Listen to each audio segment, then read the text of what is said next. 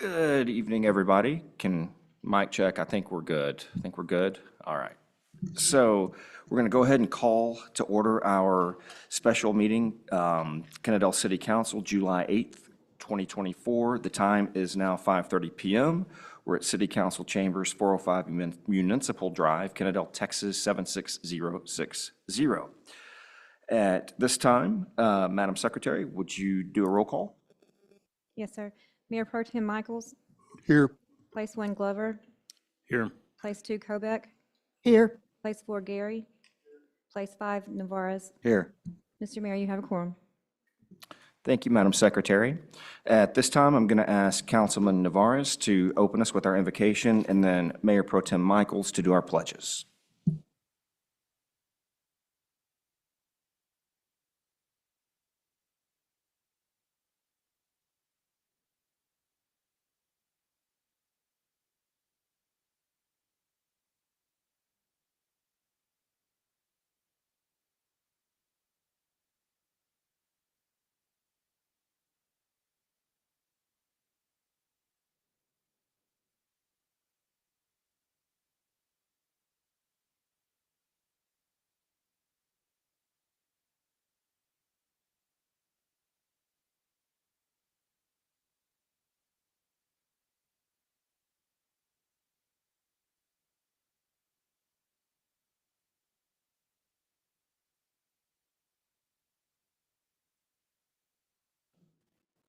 At this time, we're going to now move to the public comment portion of our meeting, and the Kennedale City Council welcomes comments from the public.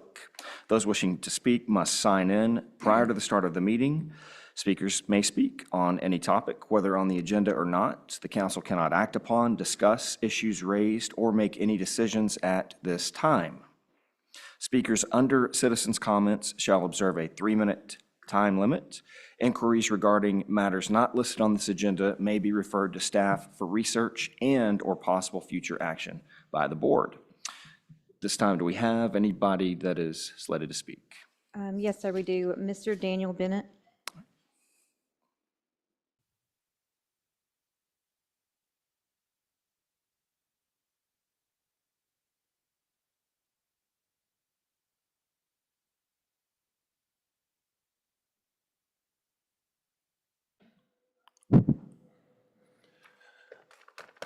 Hi, my name is Daniel Bennett. I live in White Settlement, Texas. I occasionally, for those who may not know who I am, come here and speak to you, usually about Tarrant Appraisal District. But tonight, we'll speak to you about the Tarrant Appraisal Review Board. So it's a little different tonight. And why is that important? Well, there's been a paradigm shift at TAD, where the culture is attempting to be more proactive and beneficial to the property owners in many aspects. But one of the things that's always been an onerous, arduous process is going to protest your evaluation. So what the state legislature did was put the ability to appoint these members to the ARB in the hands of the board of directors away from the administrative judge. The last 8 years, the tax liaison officer would take the applications for the Tarrant Appraisal Review Board, those who hear your protest and determine your final value. If you're not happy with it, they would take those applications to the administrative judge, and then he would say yes or no. Now, as the board of directors, we're going to be saying yes or no. There are 3 at-large that just got elected, and 2 of the at-large directors must agree on one application for that person to be seated. If only one person says yes, the other 2 people say no, that person is not accepted. So what has TAD done to improve the process? They have assigned a subcommittee. Mr. Gary Lasada, some of you may know him. I know Gary's been here before. He is heading the subcommittee to choose the ARB members. So here's our opportunities as small entities to have representation at the appraisal district. I'm challenging this council tonight to scour your town to find 3 people who want to fill out an application and submit it to Mr. Lasada to the district for review and selection. Now, right now, there's currently 56 ARB members. There's 11 auxiliary, and the remainder, the balance, is 45 is full members. I won't get into what that means, but we have certain people cycling off. They're 2-year terms. You could have 3 terms, 6 years max. So this will be an opportunity for these people to come back to Kennedale and educate your property owners. To take the mystery away from the ARB, to take the fear. Oh, I don't want to go there. I'll be targeted. Well, in the past, that's true. You would be targeted. I was targeted. Mr. Lasada was targeted. I go down to Chandler Crouch was targeted. So that was a very real proposition. See, we got to change the culture and to have this person who is selected, and it could be all 3 people, to come back and educate your citizenry, to show them the ARB is there by design to help you and the people in your community. They're not there. It's not a we, they thing.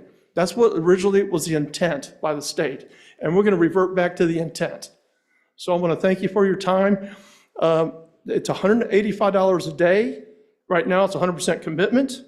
If you're a disabled veteran, we will waive the per diem so you can maintain your disability. And on a personal note for me, this is my empirical observations. I don't want real estate agents. I do not want mortgage brokers. I do not want developers. I don't want attorneys. There's a time and place for those people, but they come in predisposed and they come in with an idea of how things should already work. The property tax code is very specific. All you need is a like math and have a servant's heart. That's your qualification. Write that on your application. I like math and have a servant's heart. You'll probably be chosen without even knowing what gender you are nowadays. Okay? So it's that simple. Anyway, thank you for your time. Reach out to Mr. Lasada if you have any questions. The other 5 people on the committee, and I'll just name one, is Mayor Pat Jacob of Lakeside, Texas. So I want to thank you all for tonight and have a great meeting. Thank you, Mr. Bennett. We're now going to move to our workshop session, and we're going to review the preliminary fiscal year 24-25 budget. And Mr. City Manager, you are on the clock, sir. All right, thank you. As the budget workshop starts, obviously last week we shared a preliminary workbook that details each of our department budgets. Also, starting from our tax rate throughout our investment funds, expenditures, turf, every account, every revenue, every expenditure we have. We have all directors here to help go through the process of any questions you may have. The book, the current budget is based off of information that's already been shared throughout probably the last 6 months, 7 months. April, we presented a workshop also to the council. We do have some new council members, so if you have questions beyond tonight, obviously make sure you share those with us. If we're not able to give you the answer tonight, we will as we move forward. The idea is we'll have another workshop, probably scheduled the first part of August, give or take. We will have the final numbers from TAD July the 25th. That'll give us roughly a week to get the numbers accurate and obviously apply that to the budget at that time. You will see tonight these numbers are fluid. They're the tax rate, diminished tax rate. John will go through that process here shortly. These numbers will fluctuate. They will change. So keep that in mind as we move forward. We're roughly $350,000 over budget, current over budget. These numbers will change. What we're looking for tonight is just your advice, your wisdom as we move forward and we make adjustments to these expenditures that we do have. There's a lot of things included, and I'll let John go into more of the non-departmental, our raises, our public safety pay plan. So there's a lot that's associated with it.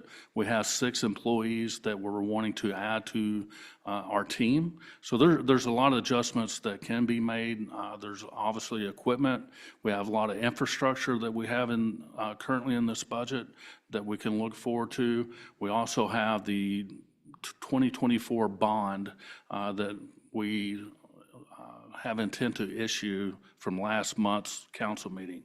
So that roughly has about $2 million, a little over $2 million that could go to infrastructure as well. That would be a good discussion to have tonight if you have some ideas on which direction. That 2.6 that I'm talking about from last meeting is in reference to the Little School Road project, also the Sublette Road project. Those 2 projects is what roughly that 2.6 we were looking for. Now with that, there's a lot of movement with those. We do have a deadline on one of those projects, which was a Sublette Road. What we're looking for is possible design for both of those projects to be able to move forward with those. Or if we're not wanting to move forward with those 2 projects, now would be a good time to have that discussion as we move forward the next month, 2 months. 1, issuing that debt. 2, that way we can let Tarrant County know which direction we're wanting to go. And it gives us an opportunity to give the precise revenue for that project itself. So there's quite a bit that we're looking to get an answer from you, particularly when we're talking about infrastructure. Also, we have other bond money that we're looking at to improve our infrastructure currently, which will include water, sewer, and street repairs. So we do have a lot to move forward with this year. Also, with those infrastructures, it will satisfy the Arlington utility contract that we currently have and we're projecting to have come October the 1st. So we have met all the requirements at this point we believe will allow us to move forward. Once we get your advice and your wisdom, we will start making adjustments to the current $348,000 over budget. So we'll make that adjustment with your advice or your input. And as we get to the July 25th deadline of the tax appraisal, that will definitely, we'll have the true numbers to you at that time. John? Good evening.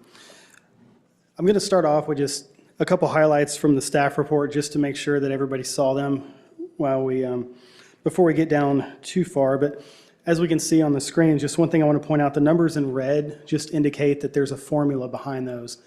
They're red on my workbooks, so we know not to change them. There's not any other reason that they're a color. Those will be changed to black before we publish. Public Works right now, it is presented as a department, but it's also used to be a fund, or currently in FY24, it's a fund. It's its own fund, 17. This will be the only time that Public Works is presented in a hybrid format. Going forward, it's going to look like any other department, and all the activity and their fund balance will get rolled into the general fund. So if you notice the Public Works, which is Department 20 in this book, looks different, that's why. The new program capital expense and new employee requests are in the book, and we're proposing using the de minimis rate. I'll get into the definition of that shortly. As Daryl mentioned, we do have a new step plan that's built into this and a 2% increase for all civilian staff. So page 2, and we're not to where I can put this on the screens yet, but if you look at the bottom, the debt rate and the maintenance and operations rate, those actually need to be flipped. For FY25 proposed, it's the 18 cents is actually the debt rate. So de minimis rate, that's what we've elected to use. What does that mean? Well, of the rates we have, the no new revenue rate, it's just the rate to produce no new revenue from last year. So that's the flat rate. The de minimis rate is the sum of the taxing unit's no new revenue M&O rate. To get to the point, it's essentially 500. How can we generate 500,000 additional dollars in the budget? That's the de minimis rate. Under certain circumstances, the de minimis rate doesn't require a vote. It is something that's only available to towns that are of a size that's 30,000 and under.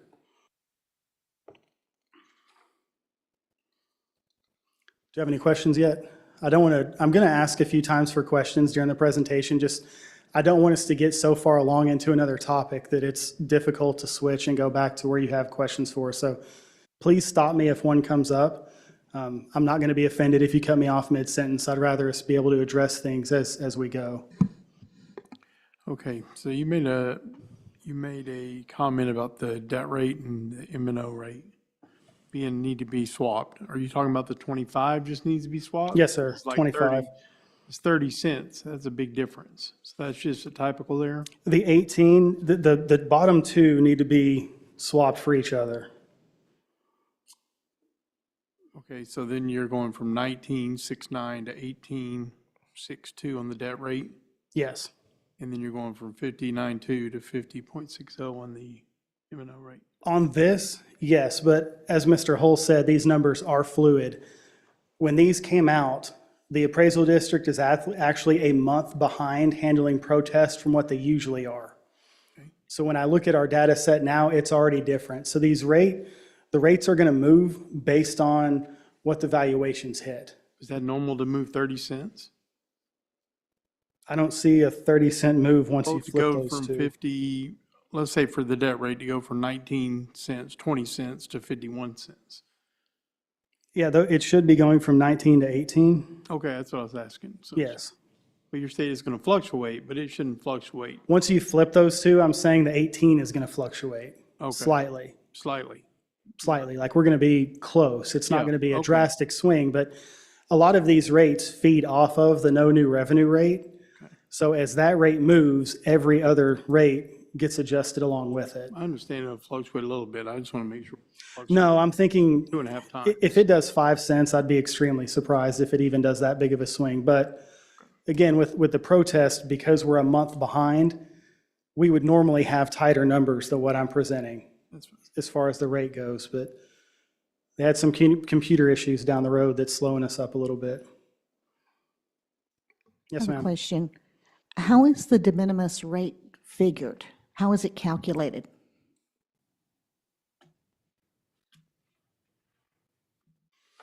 The sum of the taxing unit's no new revenue M&O rate, the rate that when applied to the taxing unit's current value will impose an amount of taxes equal to $500,000 and a taxing unit's current debt rate. So it's a mixture of what's on the sheet above it.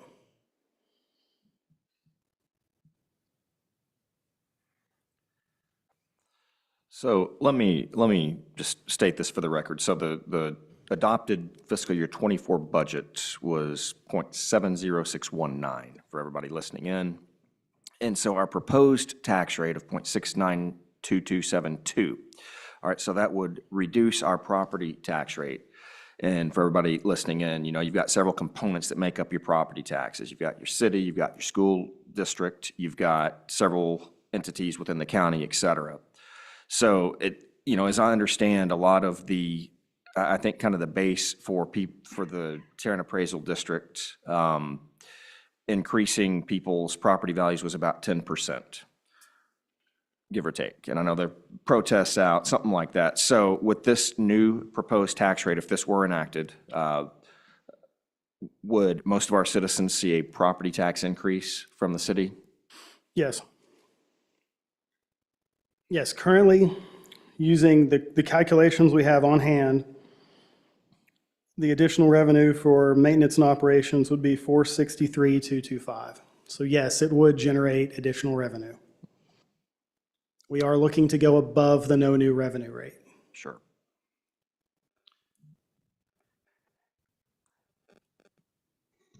With a 1% tax rate decrease. But as far as disclosures go, since you want it public on the record, yes, we will have would to increase. disclose that we are increasing revenue. Thank you, sir.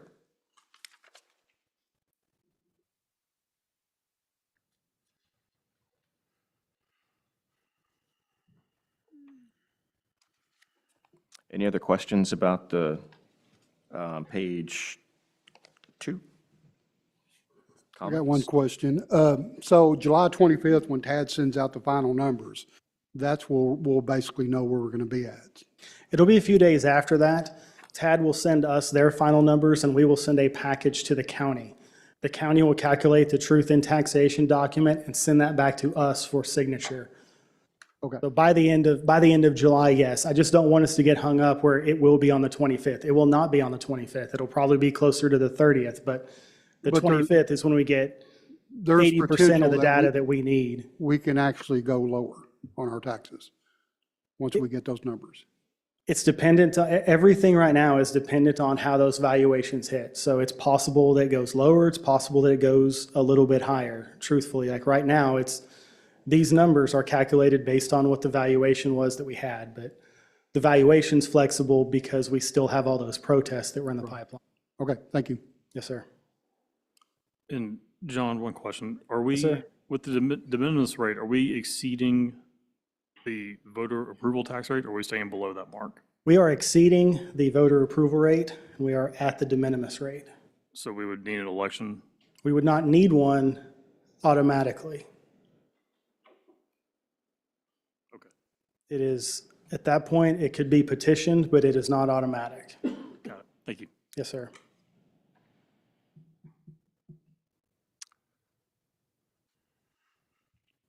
Any other?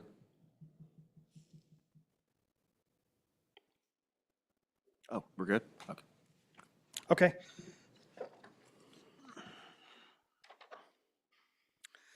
If that's said, I will just move along to page 6. We'll hit the general fund.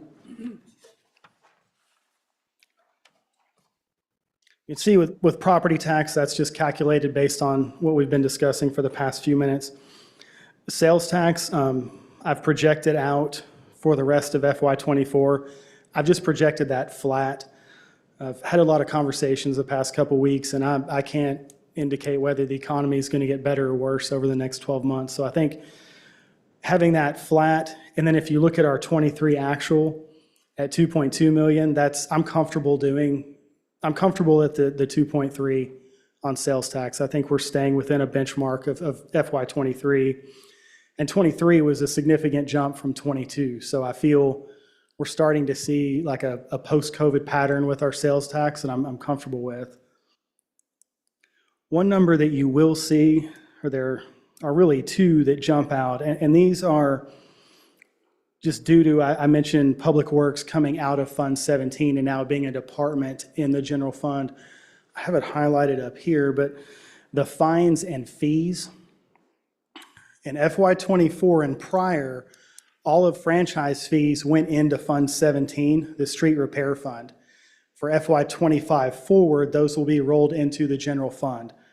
So this jump from the 331,000 projected to the 1 million is primarily franchise fees and other income that's been in Fund 17. And we'll hit that when we get to Public Works as a department. Same thing with our transfers and amount. We have some transfers from EDC and utility funds that were going to our Fund 17 that will now be coming into the general fund itself. So are you saying that $700,000, give or take a little bit, we're already getting that on the public works side? I will go into detail on that when we get to Public Works, because I mentioned that that's displayed in a hybrid format right now. So the revenue section is on the top there, and we can go into it more there, but I'm more comfortable waiting. That way I can give you actual numbers instead of speaking hypothetically. Okay. Okay. The short answer is yes, but Well, you see that, and it's, you get a little sticker shock there. So let me ask you this. Okay. You know, total FY '24 budget, 10.4 million, projected 12.7, that's like a 20% increase. That's, is that normal for a city our size? well, your two biggest jumps are related to the funds changing. So again, we'll just go to it. We're talking about it. I don't want to kill the momentum here.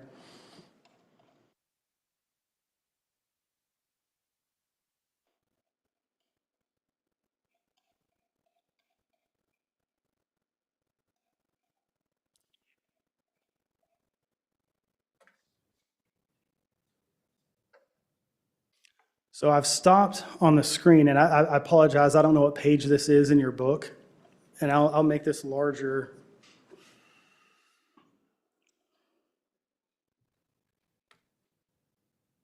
I don't know, because we're not using Adobe. But you can see that just budgeting out what the revenue would be if we were keeping it in Fund 17 is $703,000.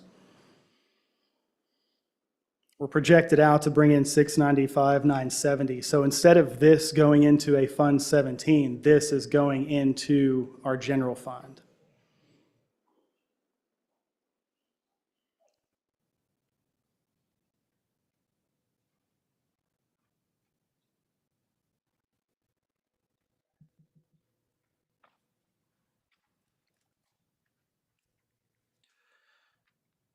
And then down here, I mentioned transfers in. So we are getting 192 from stormwater, 77 is an admin charge from stormwater, 77 is an admin charge from the EDC.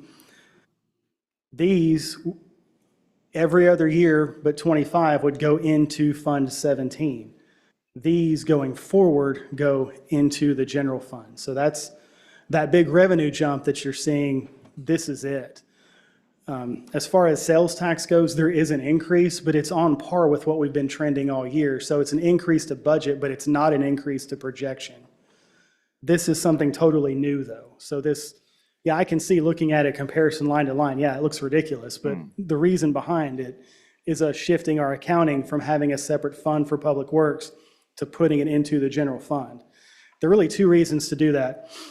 The first one, as you can see, we've had transfers in and transfers out to the general fund.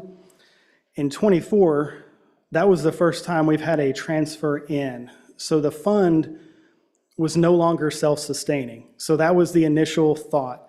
The second thought is doing a survey of other cities and speaking with a consultant, Debbie Reed, that we've had, it indicated that most cities have public works as part of the general fund. So it appears that in the past, this revenue model was meeting, I won't say meeting the needs, I'll say it was funding the public works, whereas now we have crossed the threshold where these franchise fees simply don't cover it. So from an accounting perspective and just structure in general, it makes better sense to have the operations piece go into the general fund where all the other departments sit. Sure, I get it. I just wanted to put it on the record for our folks listening in. Oh, that's fine, I appreciate the conversation.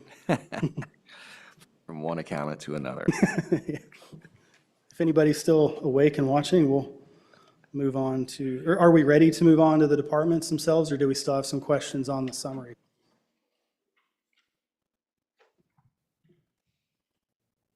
Other questions on page 6?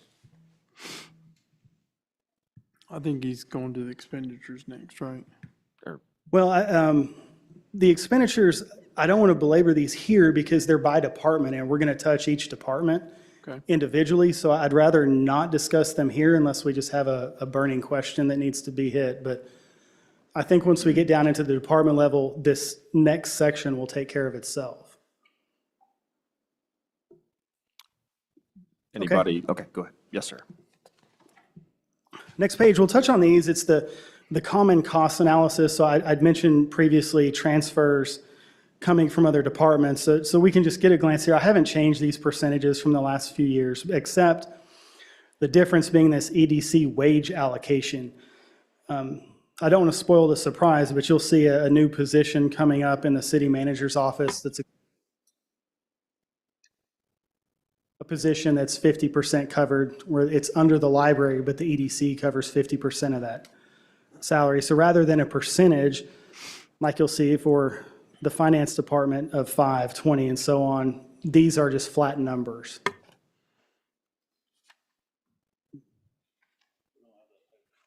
Okay, I'll leave it up for a second.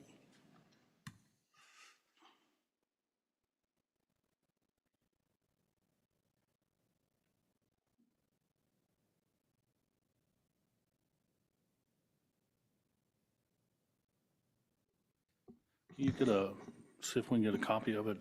I can't read that. I can send it out. Yeah, I'll send it out tomorrow.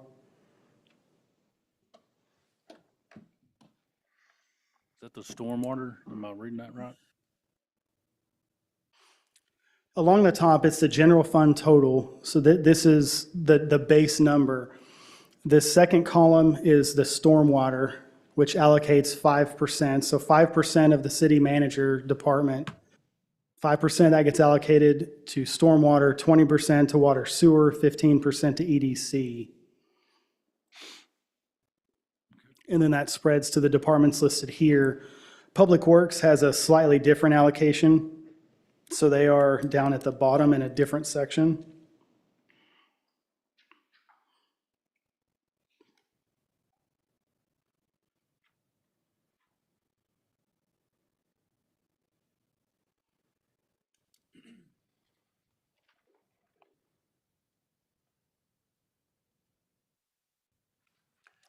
Here's just revenue by source, expenditures by department.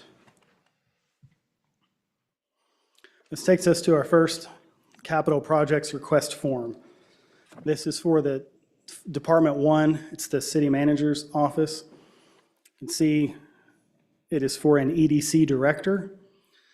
This position would be 100% funded through the EDC. So while we would see the expenditure on the city manager's office department level, it would be funded by a transfer in from the EDC.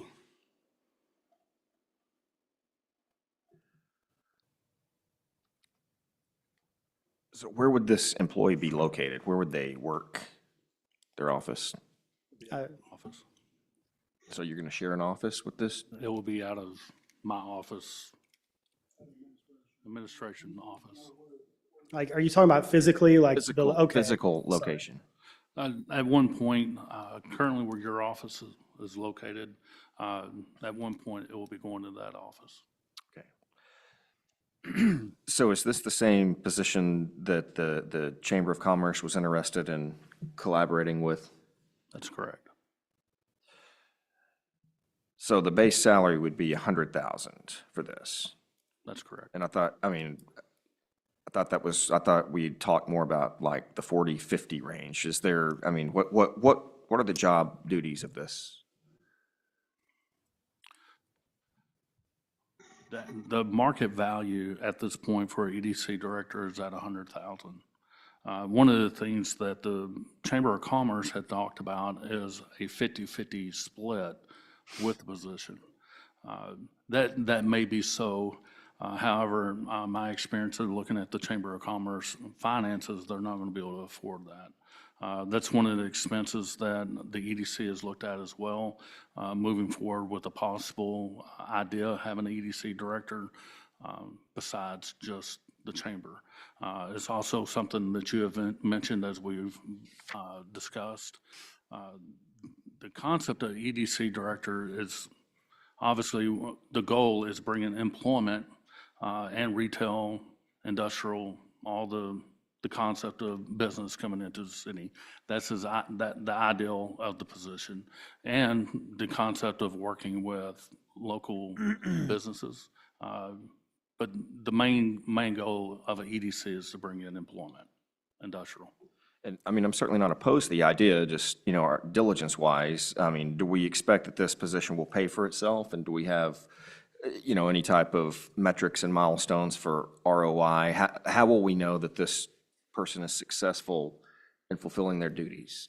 We will have a job description for that position that will entail and detail exactly what the expectations are based off of my experience of dealing with other entities that have this position. Your return on your investment is not going to be the same year you're employed. Generally speaking, it's 3 to 5 years before you start seeing a return. Obviously, it's based off of also the growth of the city and the location of the city. We look at that we're in a very competitive field where we're located, having land available for growth, depending on what the need is. So there's a lot of factors that can come in to indicate how we move forward with it.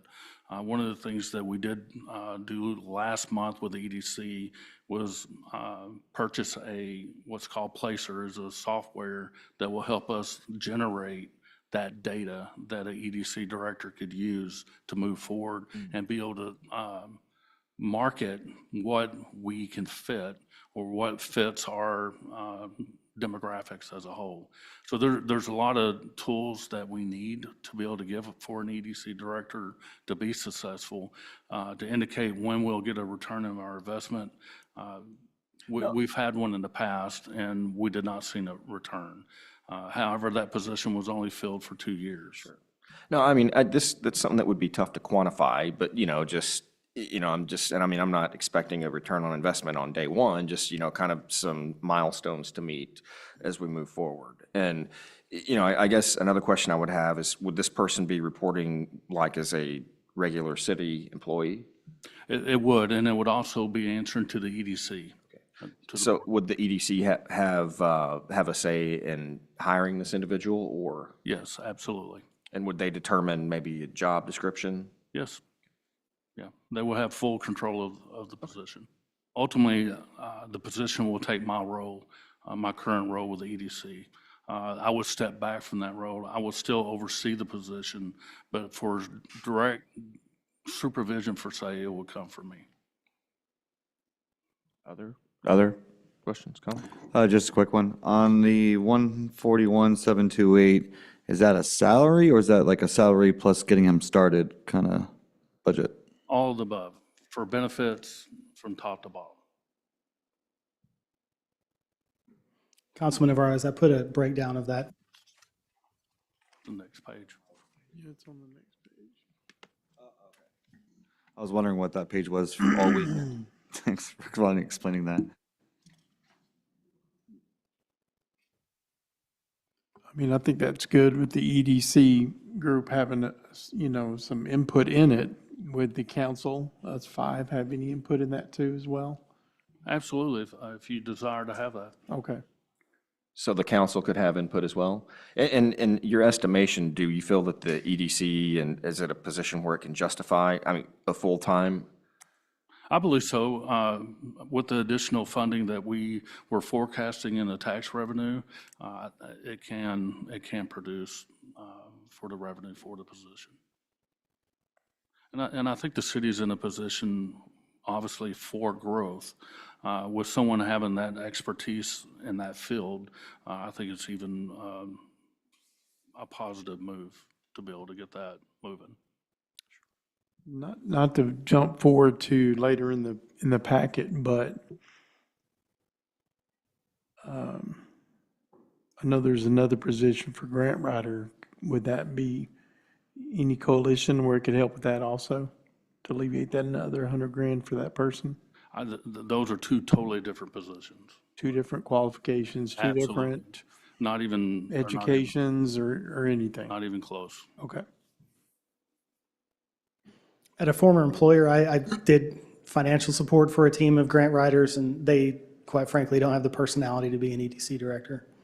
So we're pretty much, we count on the grant director getting us more bang for our buck right away than an EDC director. Because a grant, you can start getting those in a matter of a couple months to help with I the think budget. if we were just thinking out loud, if we were to look for, like you're talking, Mayor Horton, like a direct ROI, it'd be pretty easy to see, we hired person X and we have all these new grants and here's a dollar amount. I think the EDC director, it would be more difficult to really have that direct correlation to salary paid versus, I don't even know what a good metric would be, new sales tax revenue, new property tax, businesses entered. That wouldn't be up to me to decide. I just think that would be a more difficult path to figure. EDC directors are more geared to economics as a whole. Obviously, the region we're in is very positive. It's what, #1 in the country in our region. There's a lot of positive things for the EDC. However, the economic side of it still plays a huge role in it as we move forward. But there's a lot of factors on the EDC, but there's a benefit for it that we hit one and it pays for itself. There's a lot of factors in it. Same thing for a grant writer. There's low-hanging fruits for, say, for grants. You can hit 10, 20, 30, $40,000 grants really easy. It's the idea of having the personnel to be able to go and apply for that and have the resources to go to that location. The EDC is a little bit more difficult. Right now, the competition for that type of economics from an EDC side, you have to go seek them. They're no longer seeking the city unless there's a financial gain for that company or industrial person to come here. The EDC is going to have the challenge of going out and locating the business and say, this is what we have to offer, with the hopes that they like it. We meet their demographics, we meet their criteria, what they're looking for. That takes time. And I think we have opportunities where we have businesses that will prosper here. It's the idea that we get our demographics, we get our data in line and showcase that. And I think once we showcase that, we'll have interest for people to come here. Absolutely understood. You know, and I mean, again, it would be difficult to quantify, especially just, you know, right off the bat. It's an investment that, you know, it's going to take time to get a return on investment. You know, I just, you know, obviously doing our diligence as a council, looking over it, just making sure that there are, you know, objectives, milestones, et cetera, down the road. And, you know, obviously, you know, we have a unique city kind of right here nestled in the heart of suburbia. And obviously, whoever this individual would be, you know, obviously would, you know, hopefully have a. Getting down to the more boring accounting piece of this, as far as the general fund goes, this position it's like a net zero. The EDC is paying for this position. On the other side, like Mr. Hull mentioned, we did have a 380 agreement with Quick Roofing that was reviewed by council. That is expected to bring in enough additional sales tax revenue to fund this position. So we're not looking at this as any, call it a loss in a way. This position is being funded by additional revenue.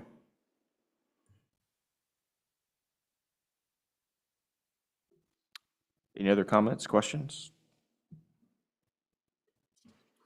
Okay, just the department as a whole, of course, the salaries I did mention, even though it's a net zero overall, we do have to put this director position in the city manager's office salary, and of course that trickles down to retirement, medical, and so forth.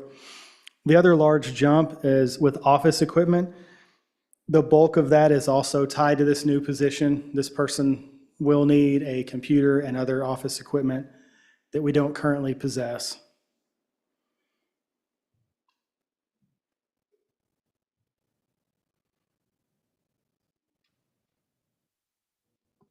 So you're saying that 185 or 190 increase on the city manager's salary is taking this into effect? It's taking this and the 2% increase across the board. So those two items are what drove that number up. You just said the EDC was going to pay for it. Okay, the way accounting works though, there's revenue and there's expenditures. So I can't tie the revenue straight into the expenditure account. Okay. So the EDC will pay for it, but if you go see this common cost, the wage allocation, of course, I know I need to send this back out, but this is part of a transfer in. It goes into this number. The 1.7 million transfer in, the 141,000 to cover this position is within this number.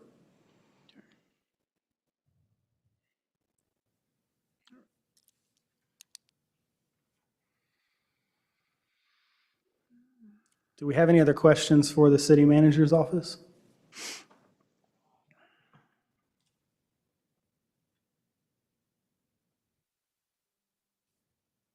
Okay. Moving on is department number 2, which is mayor and council.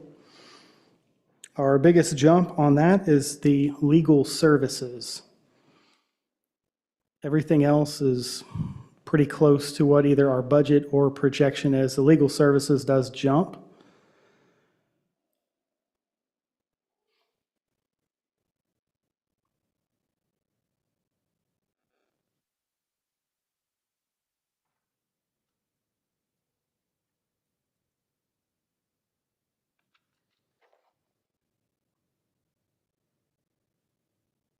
Okay, I will go on to Department 3, which is our city secretary. Our big jump on expendable supplies, there's that 15% increase for office expenses for updating of filing systems. We do have an increase in training. Our current city secretary has some pretty high-level certifications that require, just like you, Mayor Horton, there is some CPE, the similar, that's involved with maintaining those certifications. The other jump we have is election services. Costs have increased, and then just in the event we have a runoff election, we want to make sure that that's budgeted for. So those are the two big jumps, percentage-wise, in that department. And historically, all of the election costs have come out of city secretary, so that's the reason they're pegged there.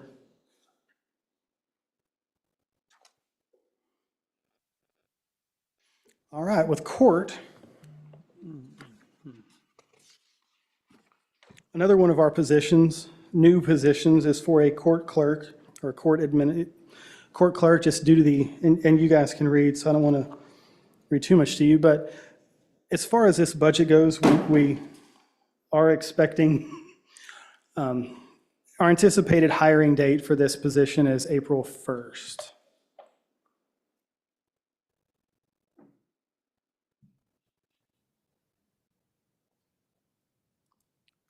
And similar to at the city manager's office, there is an increase in office equipment just due to desk, laptop, other items that are associated with getting a new employee.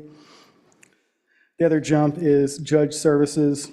This account is going to include the prosecutor fees and judge fees, and you can see the breakdown of costs there. Do we anticipate that this court clerk will pay for itself with? Yes, essentially. We're getting such an increase in the court, just the activity in the court, tickets, fees and such. There's been an increase to the point that there really is a need to have an additional person working there. So yes, the amount of work and the amount of income from our fees does justify this position, in my opinion. How often does the court meet? Is it once a month? It's once a month. Okay. And so I was wondering, why does the start date April 1st? We're just really looking at when we anticipate the hire happening. There aren't too many positions we think we could snap our fingers and have the right person in place. So just, in a sense, budgeting for what we think is a realistic hire date. Just the approval in October and then looking out. So is the 36,000 to cover that position from April 1st? Okay, That's 50%, so 6 months. which means that the next year it would be, Yes, we would have Roughly to. twice. Yes, ma'am, essentially. Of course, probably double that and add 2% or 3% based on whatever cost of living we can have for FY '26. But you're absolutely correct. We would need to budget for a full year at that position. okay, thank you. Excuse me. Also, just real quick, I didn't get to talk to you guys, but in the past, the court did have 3 employees. When I started here, it was just 1. So in the past, back in 2013, 14, 15, 16, there was 3 employees. And then COVID occurred and the positions didn't get filled. But in the past, we did have 3 employees in that court. What would you say is the increase that the chief is sending your way in the past year? On average, we're seeing an increase monthly since I've started, about 50 to 40% in citations. This year alone, we're looking at 40 to 50% increase. That also goes for revenue as well. And monthly, I do provide reports to the city manager, so he sees the increase. So this position is just an initial, front desk clerk to it? You have an official clerk to do the filing? Yes, so. I'm looking at the 36,000, that's why I'm guessing. Yes, so they'll be primarily the front window clerk. On average, we're seeing about over 200 people, bodies coming into the court. We're keeping track of the people that are coming in. We're seeing on average 200 people walk in just to handle tickets on a monthly basis, and it's It's getting to be a lot. Yeah, including me.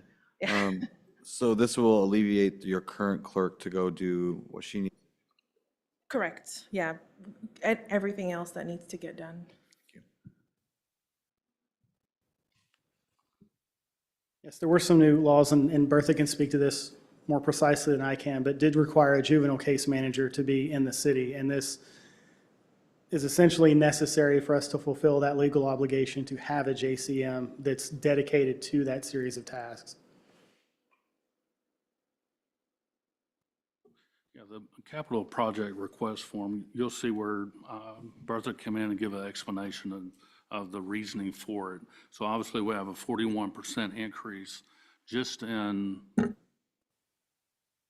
last year's numbers of citations from all departments.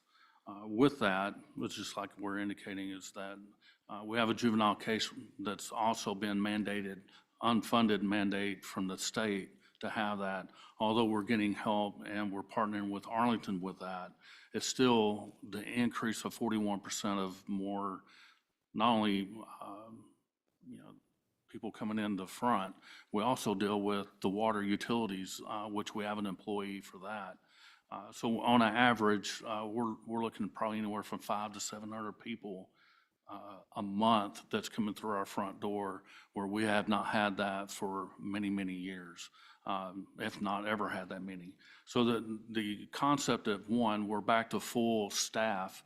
We're staffing the city the way it needs to be. We're providing a service to our citizens. And one way to fulfill that is, one, have the obligation to serve them. And this is one of the ways we can do so. And the revenue that's being generated will pay for that additional personnel.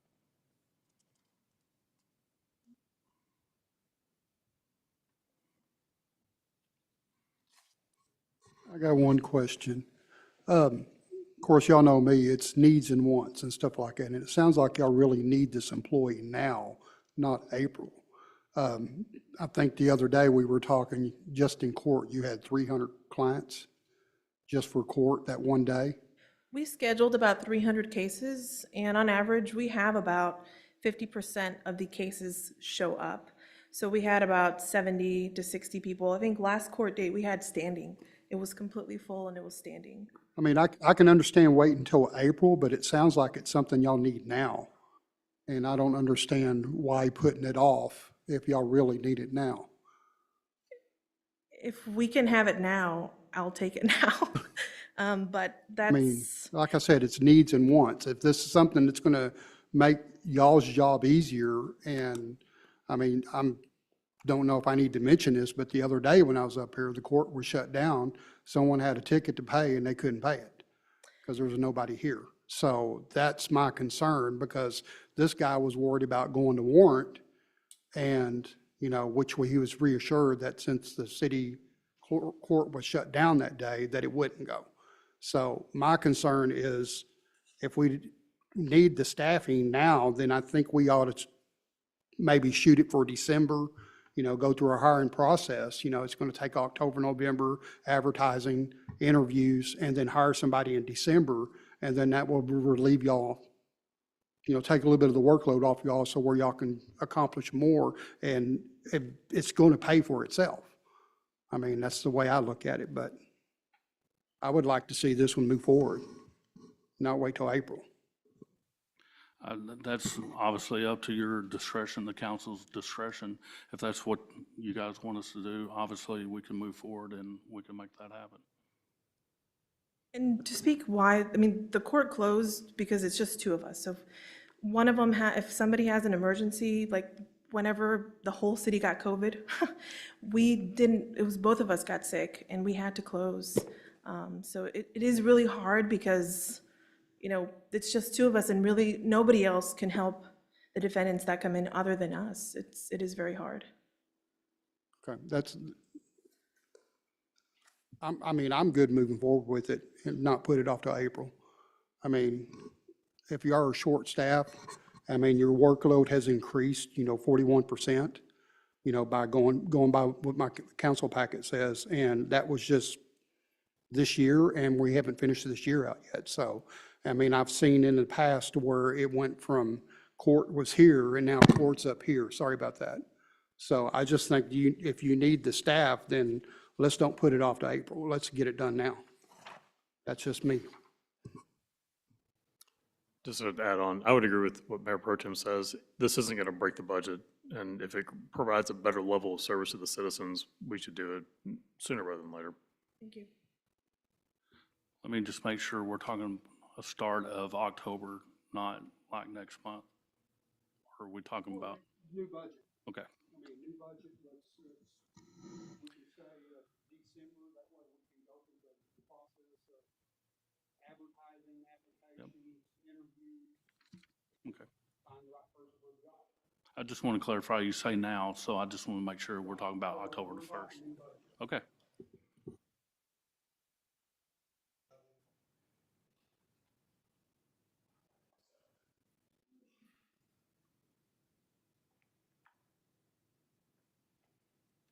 And while we're talking about hiring, one thing I skipped over earlier is that we did budget for a 10% increase in benefits, but we won't know what that number is until the end of the month. So when we're costing out employees, these numbers, they're still fluid as well. Just wanted to provide that clarification. So we're talking about health insurance and everything, 10%? That's what we budgeted for? Yes, sir. That's the current numbers you're looking at is 10%. July the 29th, we have a meeting with our benefits package, and we'll know the certain numbers shortly thereafter. The idea of why we're having a workshop is that we can't wait till August to get started. So that's the reason why it's been presented. Some of these numbers are going to change, but the change is at minimum. It's not, we can't just produce the budget in a month or 2 months. The ideal is my very first year here, and that's not doable. We started in April for the intentions of having the numbers to you guys now. This is more on an operational side of, these are the numbers that we're projecting that our needs are, not necessarily our wants. Some of our wants have already been cut originally from the April budget workshop we had. Now those numbers have been reduced, where it's more, I don't want to say realistic, but we're closer to that financial number that we can deal with. But we can't start in August for numbers. Just kind of like the tax rate. The tax rate really dictates everything, how we move forward. And these numbers can change. I'd rather have to adjust 400,000 or 500,000 besides 12 million. So that's the idea, that's the reason why we're here. So these numbers are going to fluctuate. We're predicting that our increase in our benefits package is going to be roughly 10%, with the hope that hopefully that's a worst case scenario, and we can have a lower number. But if we don't do that, coming into the mid-August, it's too late to be able to do that. And that's the reason why it's being presented now. So we can get prepared for it. When we have a budget workshop in early August, those numbers will be solid. You'll know exactly what those are, and we can make adjustments as we move forward there. But if we don't present something now, we're not going to be prepared when it's actually due. So that, once again, the numbers are fluid. They're moving, but it's at a minimum. It's not like we're coming in and it's going to fluctuate 20, 30, 40%. That's at minimum. So is this 10% budget or whatever it is for an increase in health benefits, is that part of this, is that included in this total associated 2% raise across the board? Yes, sir. And so is that why we don't have a total cost associated with that currently? That's correct. Okay. And we also based it on current elections. So what an employee's current elections are. So as those change, there could be some slight movement there. But yeah, that number won't be exact really until after open enrollment. Refresh my memory, the last couple of years, we have not had an increase in the cost of our medical, correct? That's correct. 2 years we did not. Last year we had a very minimum. Last year was flat because we made a concession with our dental coverage. Yeah. So it ended up being flat based on us going with that same entity for dental that we did medical. That's correct. And we're anticipating Yeah, increase. me too. Okay. Historically, we've had the cycle with our current brokers, every third year, there's a bump. So based on that cycle, this is that year. John, Yes, sir. it may be worth noting, can we update the description for judge services to be judge and prosecution services? Because it looks like we've moved the prosecutor out of legal services and down into that. I believe we're going to call that court services. Is that what we went with? It says moved prosecutor to court legal services, but this row is already described as legal services, so we're just going to relabel judge services to court legal services. That's probably fine also. Yeah, we'll change the account title. It's part of our software conversion. There you go.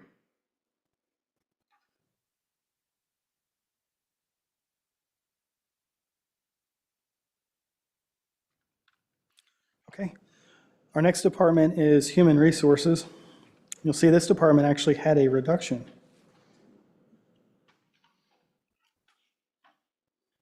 Biggest change is our advertising budget dropped.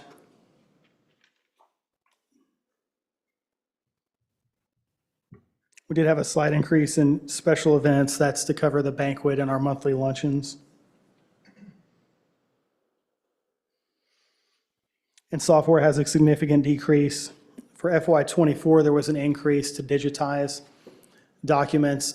We instead decided to roll that money into our new software. So that was a one-time increase, and now that account's leveling off to what should be expected more year over year.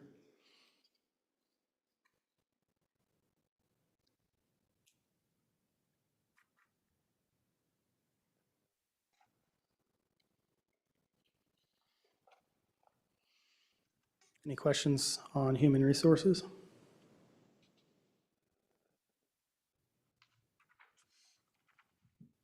Okay, we'll move on to the department I know the most about, finance. The only new program I have is that grant writer that we've spoke of previously. Biggest changes that I put on here are our audit services did increase. We're anticipating spending over the threshold on federally granted funds where we'll need a single audit. That is a separate procedure from our normal audit, so I am anticipating a greater cost from Forvis to go along with that, and that's our ARPA funds out of Fund 35, the disaster recovery. Our appraisal services have gone up. TAD had a bit of a computer issue that requires purchase of new equipment and software, and they are passing that love on down to us. The other increase, special services consultants, that's where we pay Tarrant County to collect our taxes. I ran the formula.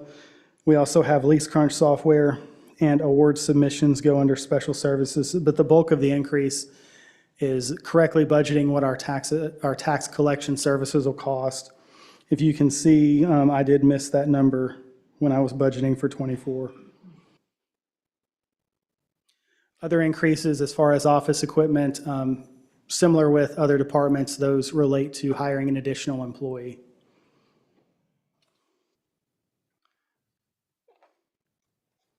John, regarding the personnel dollar amount, if I'm doing the math right, the increase from 24 to 25 is 146, but there's a $49,000 difference between the salary of the grant writer and the 146 increase. Is there just a calculation with the spreadsheet issue, or? Well, we do have part-time, temporary, and part-time also, and that's person's a contractor. So we do see some differences as you get down into what you'd expect to see for FICA and retirement. So that's the $50,000 so delta there? Pretty close. Okay, thank you.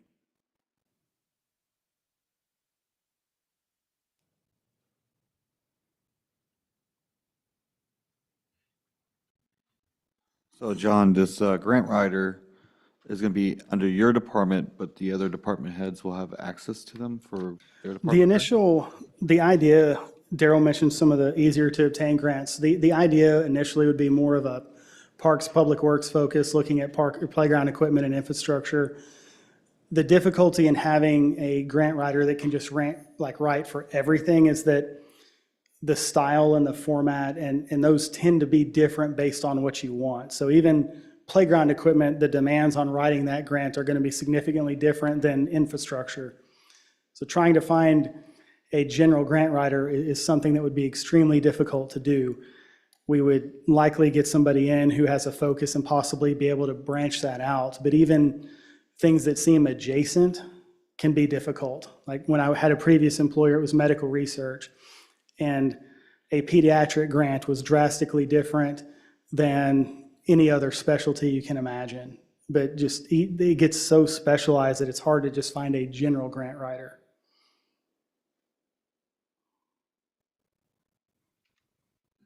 So on the grant writer position, are we going to look for somebody who has a specialty in infrastructure, governmental bonds, things like that? Bonds, no, but definitely on infrastructure I'm grants. sorry, not Yes. bonds. Initially, yes. That's what Mr. Hull and I have talked about. Focus that we've received from council has been on infrastructure. So to be able to find somebody who could go out and seek that funding would be a big advantage for us. Right now, we do have our engineering firms that do some of that for us, but for us to be able to control that and go out and get that funding on our own would be a big difference, and I think it would help us out considerably. How much do they charge us for grant writing? Do we know? I don't know off the top of my head. Let me ask. Oh, it's their hourly rate, so at least $150 an hour.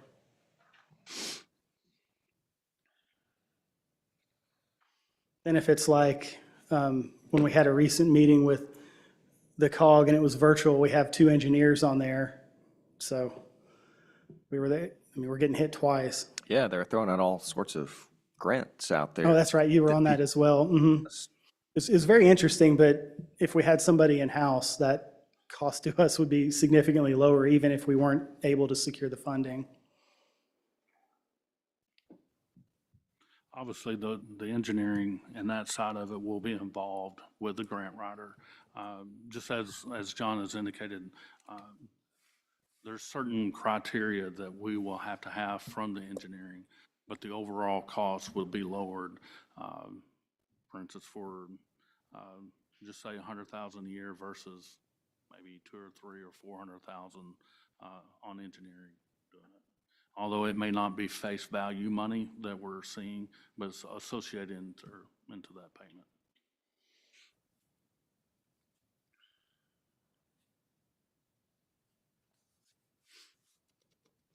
I think a good example of that would be the Safe Routes to School that went on for about 8 years. And I know it was done by grants, but there's no telling how much the engineers made off of that.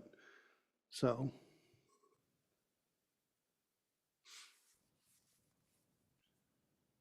Engineering is normally the bigger part of any project. Everybody looks like they need a stand-up break. Except me, I'm good. Well, Stand. you're good. You're good. You need a sit break. Why don't we take a recess? 6:38, we're gonna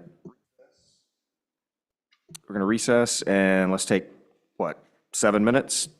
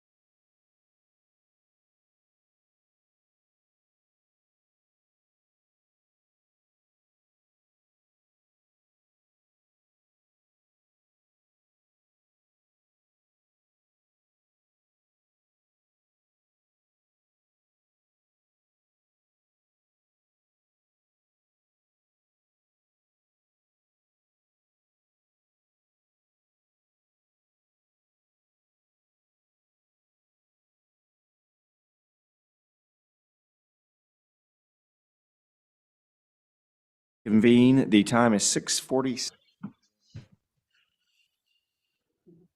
Sorry, Mr. Horton, you look like you're having so much fun, your break. It's good, but I'm back, ready to go.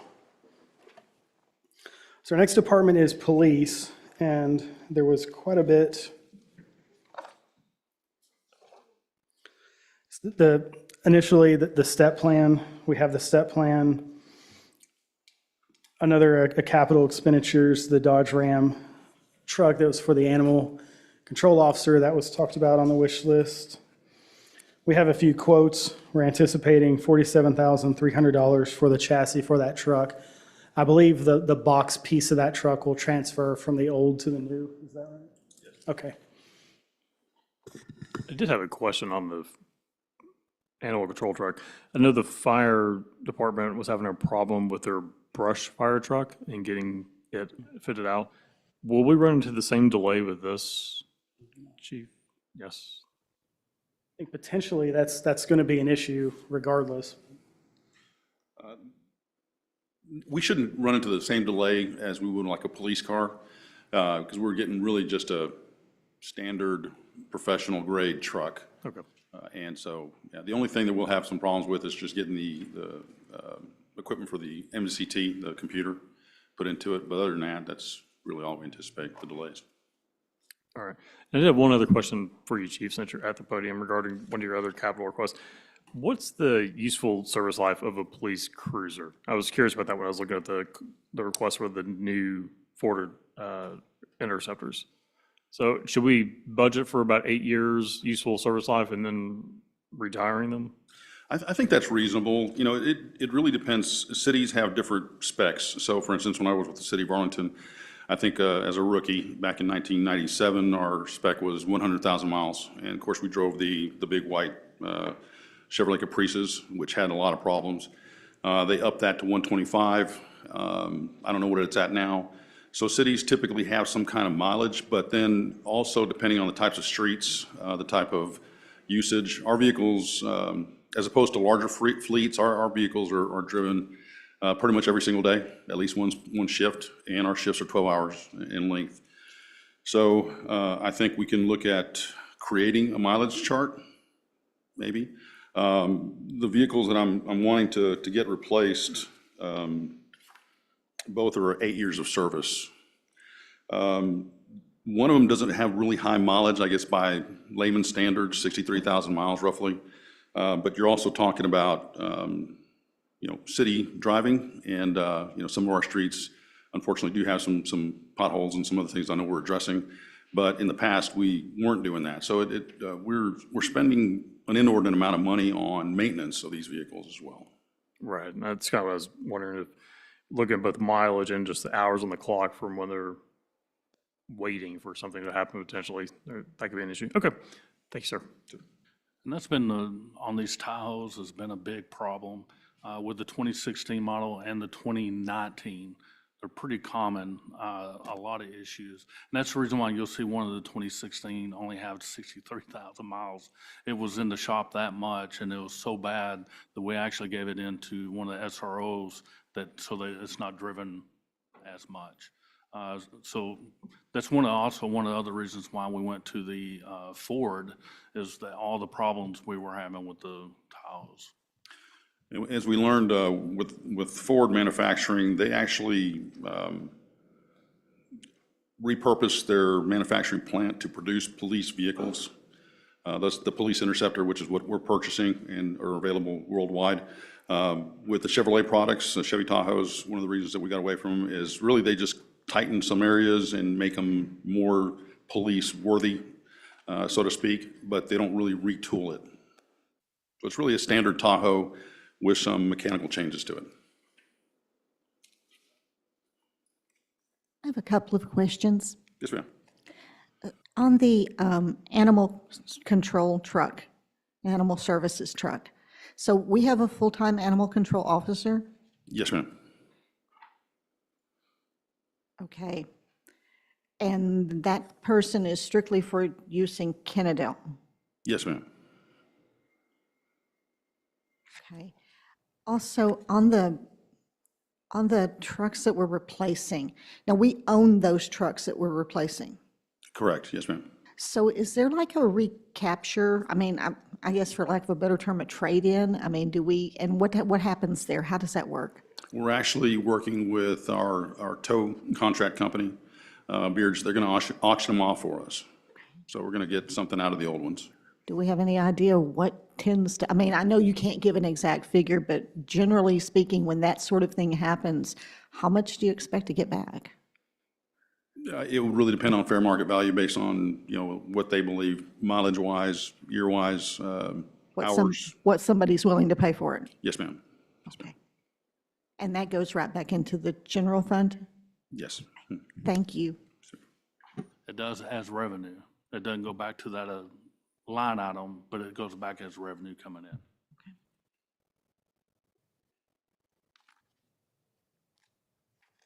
Councilman Glover, this also corresponds with a change in philosophy from using or leasing from enterprise to purchasing our own vehicles. So we do have some of the vehicles on enterprise, they're falling off.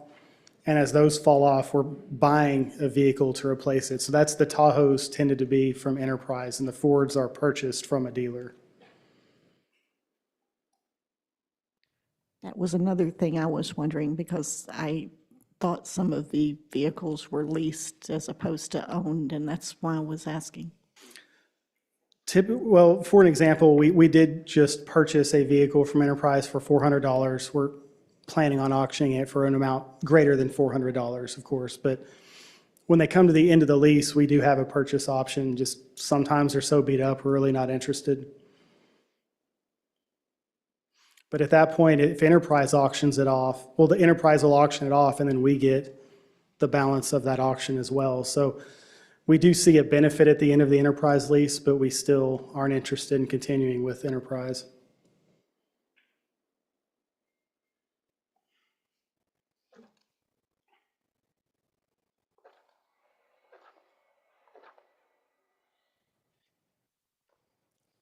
Are there any other questions on the new capital or the capital expenses or new programs or new staff?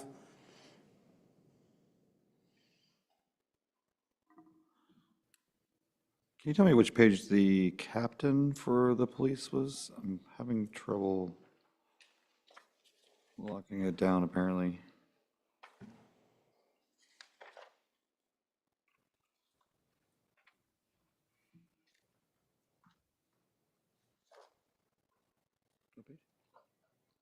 Oh, okay.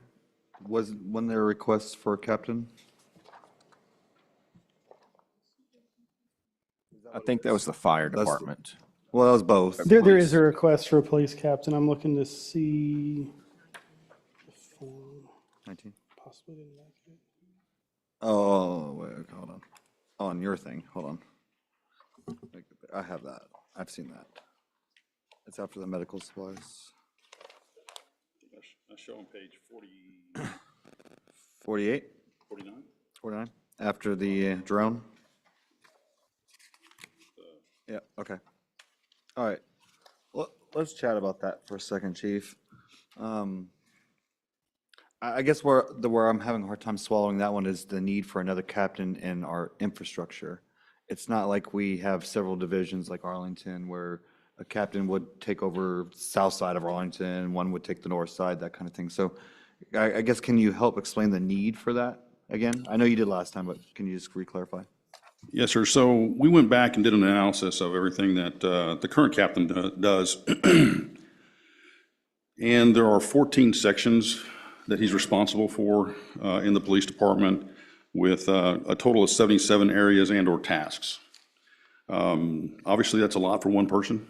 And so the goal would be to split the operation because there's such a heavy emphasis on, of course, uniformed patrol enforcement, investigations, but there's also fleet management. There's also grant management. There's school resource officers, record management, payroll, community engagement, reporting. There's a lot of reporting we have to do. Internal affairs investigations, hiring personnel, building maintenance, procurement, fleet, training, and then, of course, there's always the all-encompassing other which includes attendance to and/or being a part of different meetings that are necessary. So the burden on the one captain is pretty extensive, and so that's the whole point of trying to bring in an administrative captain to take over everything other than the 3 areas or the 4 areas that I would break this out into, which are pretty large parts of the operation. One captain would be in charge of investigations, patrol, building maintenance, and fleet management. So the rest of the areas that I previously mentioned, school resource officers, record management, community engagement, training, payroll, internal affairs, hiring, procurement would be broken off into another one. Reporting would be split as needed between the 2 different types of entities, and so would the other responsibilities. And that can't be delegated to like lower lieutenants, or does it have to be a captain? Well, we don't have any lieutenants. You already my know point. that. Right. So the creation of a lieutenant, that's always an option. The reality is the captain needs help. So we either create another captain, create another position. The areas of responsibility, would rise to the level of a command position. So that would be my proposal. So you prefer to have a captain just to be responsible for it than delegating it and having Eric, for example, just be kind of hands-off on it? Well, and that's the other part of the chain of command is if we create a lieutenant, another subordinate to the captain, that's another area. He's basically still in charge of that whole operation plus 1 person. Okay. And I've seen Eric lately, he seems stressed all the time.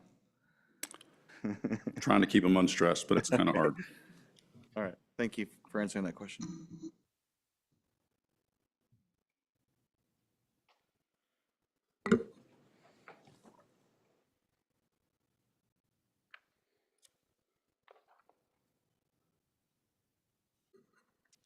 Do we have any other police department related questions, or can we move on to the fire department?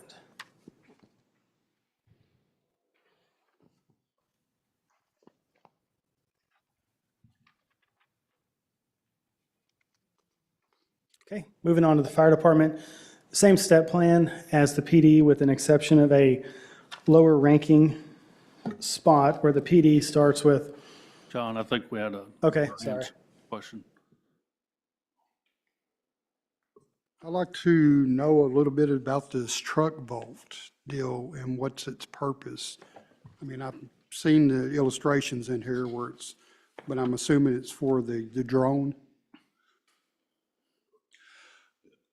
Yes, sir. So I've proposed or I've requested 2 different truck vault packages. One is specifically for the drone, so we can not only keep the drone in there secure, but and not bouncing around in the car, but also a screen so that we can use it when we deploy the drone. We'll actually have a screen in the vehicle already.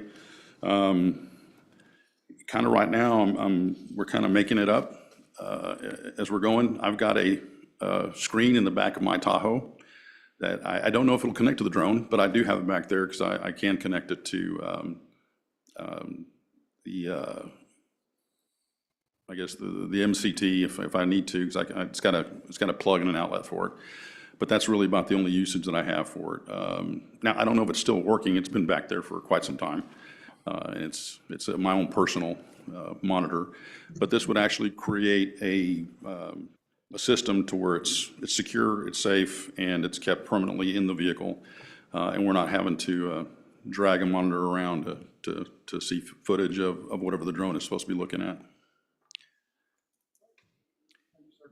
Chief Holguin, I'm assuming there's a scope for the uses of the drone. For instance, I get mad at Councilman Gary and I think his grass is too high in the backyard.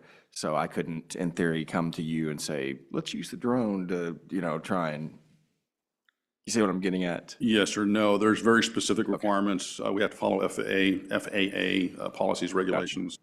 Our drone pilot is a certified FAA drone pilot. She had to go through the courses. She actually went through two courses. and does have her drone permit license, so she doesn't want to lose that, so definitely not going to be doing anything to harm that at all. And then we have a very new and strict policy within the police department that we put in place as well. Thanks, sir. So like a lost child would be one of those criteria, correct? Yes, it would. Chief, I noticed also that your cameras are not in this. Did you abandon that this year? Are you talking about the citywide camera system? I wasn't asked to provide anything on that Okay. specifically for this meeting. I think it was in the last one. I just wanted to see, that was one of the things that you cut from requesting? Because you wanted to put I don't know that- cameras. But we're still researching prices. I'm actually waiting on a third-party vendor to get the third quote. And that's, just to refresh my memory, that's for behind us right now. Correct. And one by the QT? Oh, I'm sorry, you're talking about Flock. I thought you were talking about the citywide camera system. My mistake, Meyer. Either. Yes, sir. We're no longer pursuing Flock. Right now, we just don't see it's a budgetary It's expensive, yeah. possibility. But you still want to put like locals here? I'm sorry? You still want to put any cameras up? Yes, yes. And where is that? The park cameras? Park? Park Oh, in the park parks. Okay. cameras in the All right, city thank you. hall. Yes, sir. And then library. Chief, just to clarify, make sure I've got this right. The drone was donated, Yes, ma'am. and so the vault options would be just to make it more efficient and more secure. Yes, ma'am. Thank you.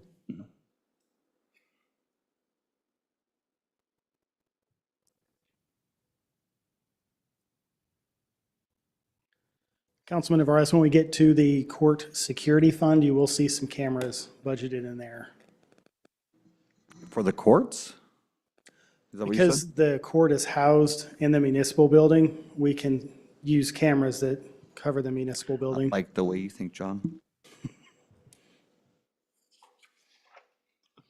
Okay, so on to fire department, I mentioned step plan. There is, similar to the police department, a fire captain.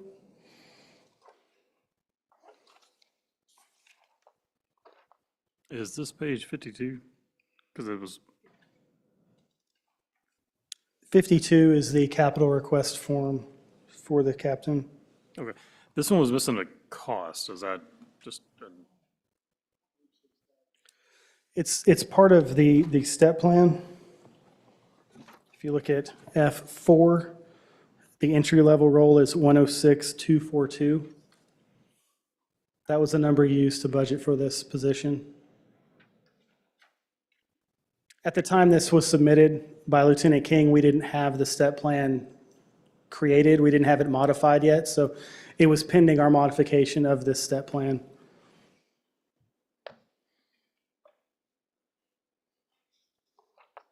And that we're planning to hire this April 1st, correct? Is it one of the ones that are on the, nope, this is an ASAP? We do have Oh. we have an opening for the chief, so ideally, the new chief would be able to come in and select the new captain. But yes, this is it's budgeted for immediate hire. So this could potentially even be a promotion internally. It could be, I'm not familiar enough with the staff to say yes or no, but hypothetically, yes.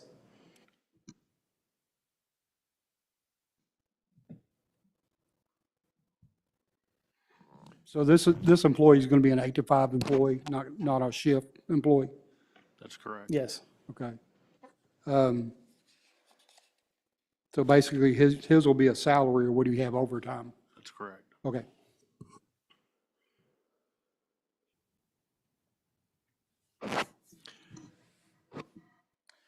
Chief King?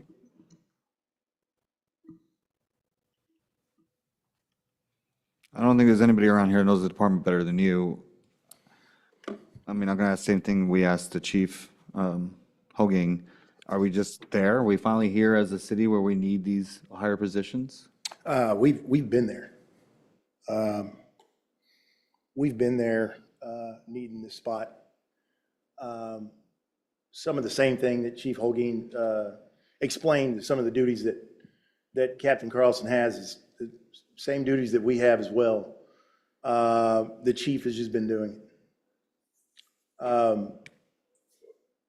You know, there's certain things that a fire chief is responsible for now. That in the past, we've kind of, I want to say the future of fire chiefs or police chiefs.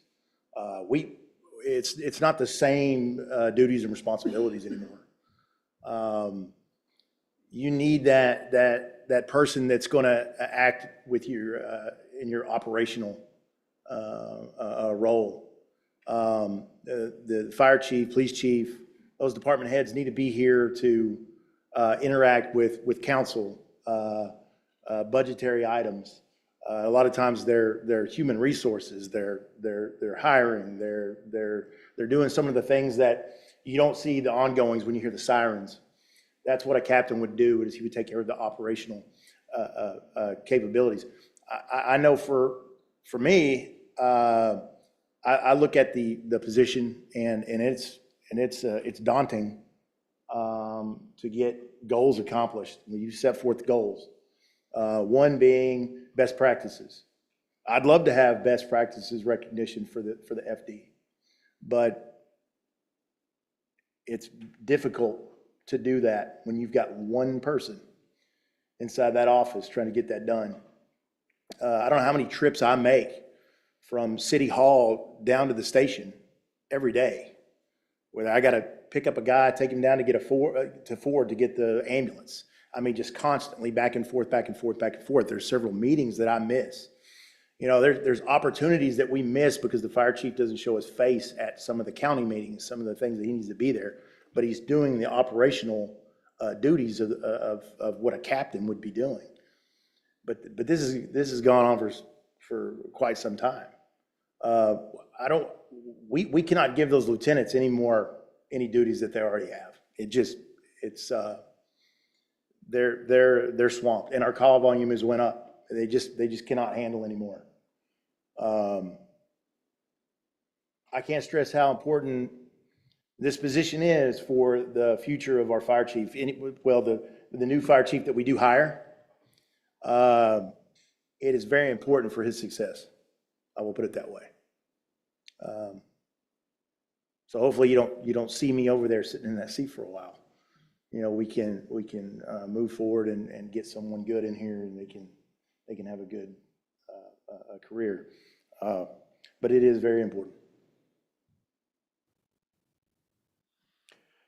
If you don't mind me asking, and this is kind of putting you and Chief Holkeen together, we're doing these additions this year. So next year, what are we looking at as additions? Are we going to be good on the captain? You said it was forever. You said years and years and years. We're looking at, you think this will cure us for the next 3 to 5 years as far as captains or lieutenants or whatever? I mean, I just don't want to be in this predicament next year when y'all are coming back in and saying, hey, we've increased so much. I know you can't talk about the future, but unless we have, you know, 400 homes built in the next year. In a perfect world, there's several spots that if you look at, the FD, and Chief Holguin would probably tell you PD that, I mean, there's several positions that you could employ that would definitely help out our departments. But Yeah. For me, and I won't speak for Chief Holguin, I'll let him speak for himself, but just having that captain spot, yes, is he going to have, just like his captain is overwhelmed, this would be more of a, the captain is basically splitting what the chief's doing already now.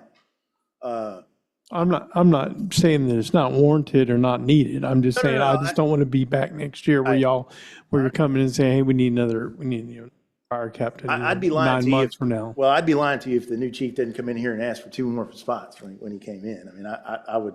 Yeah. Well, I mean, I'd be lying to you because everybody wants to have as much as they can get, especially if it's warranted. Yes, that's the key word. I mean, are the citizens paying for these positions? Are they truly needed? Yeah. I feel like ours is. Now, asking for more positions the next year. Talking about the captain position. Right. That's right. I'm not. I would not. I would be ecstatic to have one, but Chief, Yes, sir. To your question for the police department, no, I think after we split this, what's happened is we've grown as a city and we've grown with responsibilities. A lot of things that we're doing now, we didn't used to do before. So the second captain would be good for an indefinite period of time. I would not come back next year and ask for another captain for sure. There's so much that gets alleviated because again, everything funnels through one person. Now I'm able to split the house in two. They're both then equally responsible for their sections who report to me as the chief. And so therefore it alleviates a lot of the stress on the whole organization. It also, it should potentially, I can't make promises, so to speak, but in looking forward, we're looking at, the continued growth of the city, the continued needs that we identify as a police department, because we're very service geared. We're constantly looking for ways to better serve the community, not just answer calls for service and take reports. That model has been gone for over a decade in modern law enforcement. So our role is, okay, do we have the staff to be able to manage any additional programs that we feel can benefit the community? So, and there's still things out there right now that I'd love to bring on board, but just having myself and Captain Carlson, like I said, with already 77 identified tasks and or obligations, that's a lot. That's a lot of work. And 14 different sections that we're trying to manage. One internal affairs investigation, just to give you an example, can last 160 hours. So that's a lot of time. That's a lot of time we're investing because there's so much we have to review because we're potentially looking at a termination case, for instance. So take that 160 hours out of the work that they could have done doing other things in the department. So that's the level of stress that comes with that position. So I think with the additional command level, we're able to meet obligations currently and be able to meet future demands. So I would be completely great for a very long period of time if we were just able to get one more captain. And I wasn't trying to question that. I just wanted to make sure that, I don't see our growth in the city to where it's going to be I just don't want to be an annual thing. So Yes, sir. And, previous police operations in cities that I've worked for, and you see it in this budget, the police department is typically one of the largest consumers of resources in the city. And that's pretty typical throughout any country or through any city in the United States. But my training, how I've been brought up to be a police administrator is to really minimize the financial and budgetary impact of the city. So we really do more with less. The officers are expected to handle beat projects, community concerns, and all kinds of other issues in addition to handling calls for service and traffic enforcement. The beat sergeants or the sergeants have beat responsibilities, so they assist and also work with code enforcement. They monitor crime and crime stats within their geographic assigned areas. So we really are doing a lot with less. They're multifaceted. We also have the Patrol Plus program. So like our officer who's the drone pilot, she's also a police officer. So she has to answer calls for service. She's expected to answer calls for service, but she's also a drone pilot. My sergeants have various tasks. One's in charge of accreditation, one's in charge of training on top of answering calls for service. And so the list goes on. I can give you example after example. So trying to maximize our people is very important. It also encourages them to learn more skills, which then hopefully creates more job enhancement so long as we're not pushing them over the edge. And I think that's where we're at on the captain rank. There's just so much that funnels through that position. It's very difficult for just one person to manage. Chief King, kind of dovetailing off of what Chief Holguin just said around the people aspect, one of the line items on your budget was a 21% increase in uniforms based on excessive turnover. So I know it's going to be hard to kind of quantify this, but will the captain role, do you feel that the captain role will improve the turnover stats with the fire department?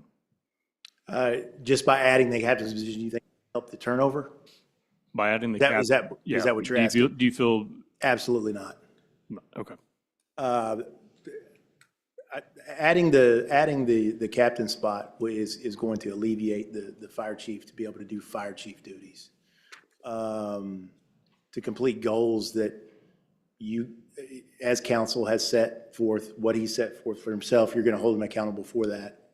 I think, and to what Councilman Gary was saying as well, I think with you know, PD asking for the second captain, I could see you were asking for one. Am I going to come back next year and I'm going to ask for two? He just asked for two. The dynamic is different. You look at both sides. PD is they're strung out all over the city. They have multiple apparatus that are everywhere. For us, it's not that way. For us, you have four personnel on an engine and 2 on a medic.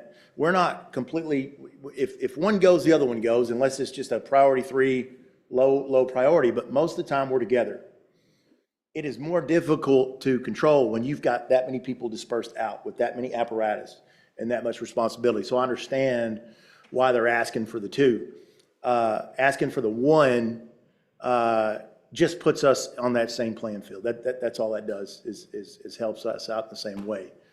Would a new chief come in and ask for another one? He might, but I'm telling you that I would be ecstatic just to have him win.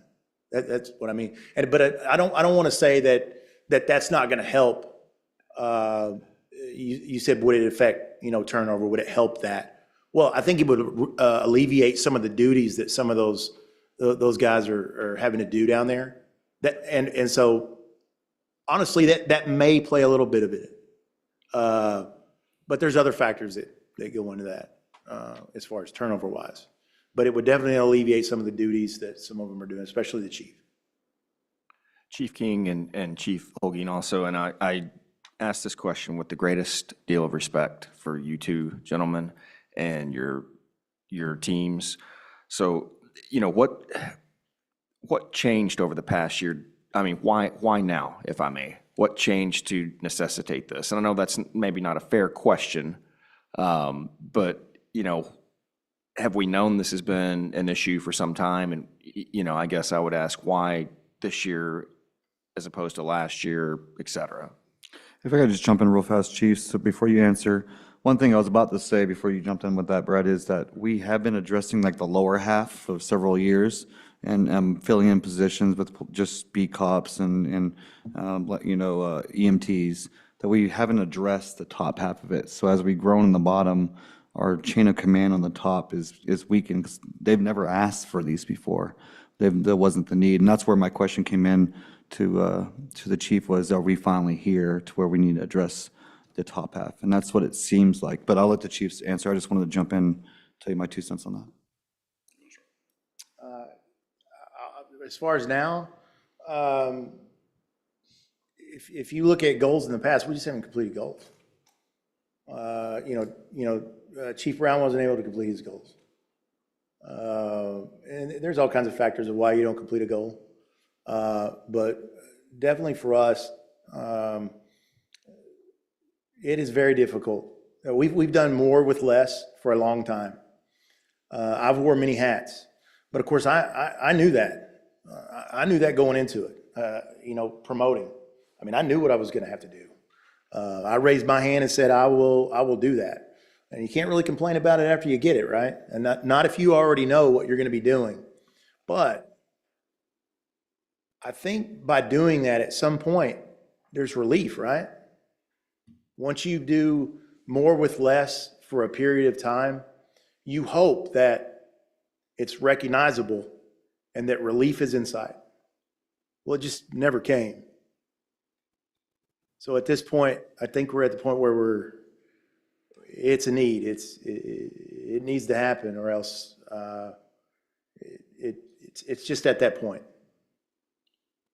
Thank you, sir. And, I think I can say this for the councilors. I mean, hearing this, hearing you guys talk about this, I would hope that in the future, that something like this just doesn't build up, where if there's certainly a need that, you'd go to the city manager and the city manager could come to the council. Because, I mean, if you guys, I don't think anybody wants our first responders, our heroes, to be overwhelmed and stressed, and that's the reasoning for my question too, is, if there's a need going forward, I'd rather, know about it sooner rather than at budget time. I get it. I know, but, at the same time, 77 duties, my goodness. Wow. I would have so many thoughts running through my head, I couldn't see straight, and so, sorry, go ahead. Mr. Mayor, like, we were never in a position until recently to even address this as financially as a city. Because of the extraordinary value of our properties that's been happening in the last couple of years, we're finally in a position to hire more police and more fire department. And that's why, I would always advise, all of us to consider where we're putting the tax rates right now, because we're finally in a perfect storm to where we can be on track as a city. And that's what we have been doing, excuse me, for the last couple of years as a council and as a city, ever since we hired Mr. Hull, is to getting us back on track. And it's encouraging to see that we can finally request these things, and it's within our capabilities to provide. Thank you.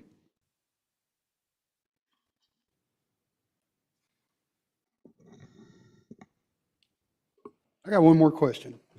Of course, I don't think we had any questions for you anyway, but I was sitting there looking at this, and I was looking at your budget and stuff like that. Obviously, we still haven't received our brush truck yet. I know it's still on back order. What is this fire chief going to drive? Fire chief is gonna. Fire captain, sorry. We'll have to address that. Okay. So we're gonna hire a captain, and he's gonna walk? He may have to start out with a bike. Okay. I don't know. I really don't know. That's just something that'll have to be addressed. Honestly, an apparatus has never been put in place. Before the truck, the Chevy that we had that was reconstituted to the fire marshals, that used to be our utility. So we actually had that to be able to do other things, and that possibly could have been one. But we've kind of, like I said, we've overgrown our surroundings, our station, and even our apparatus are full. So that would be something we would have to address. But do keep in mind that I just got the payoffs to our lease vehicles, because the fire marshal truck and the chief's vehicle were a part of the old enterprise lease. They weren't purchased. And I believe that we could probably purchase both of those vehicles for less than $4,000. It's around there. 41. It's $450. I think the SUV, it might have been like $4,500, somewhere around in there. So that's something that we wouldn't have. Those would basically be paid for less than $5,000. That's a steal. They're still got low miles on them, and so we could look at purchasing something else. But like I said, another captain's position for us is I guess it seemed like a pipe dream there for the longest time. I mean, now we're asking for it, and you may decide not to do that and go that route. But like I said, another apparatus for that position, we never figured we'd ever get it, so it hadn't been addressed. Is there did I miss the projected salary and benefits? So Or the Okay. step plan would Gotcha. address that. we do have an animal control truck that has 65,000 miles. Animal control truck has over 100. Yeah. Are you talking That's about falling apart. Believe it or not, I was kind of thinking about that. Well, I'm sure whoever the captain may be will love that. the two Tahoes that we're fixing to get rid of. I mean, out of two of them, we can part it out and make one running vehicle, right? I mean, I would love to see this as a golf cart community. We can start with the fire department.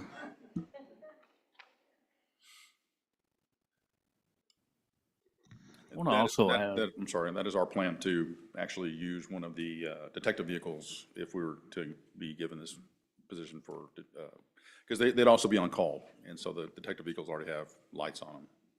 I've seen your parking lot, so I know you have plenty of vehicles over there. That's why I didn't bring the question. It's just, having somebody that's working 8 to 5, running back to the station, taking ambulances to the shop, and still dealing with the daily operations of the fire department. Is it going to be, hey, chief, whoever the chief is, I need to borrow your vehicle so I can go do this, but then we get a big incident and the chief's stuck up here at City Hall. So I didn't know if it was something that was addressed or even thought of, that, this guy's going to have transportation. Well, I guess I figured you don't put the cart before the horse. We're not going to get a new apparatus and not have anybody to put in it. I mean, it doesn't make any sense. Or at least to me, it doesn't.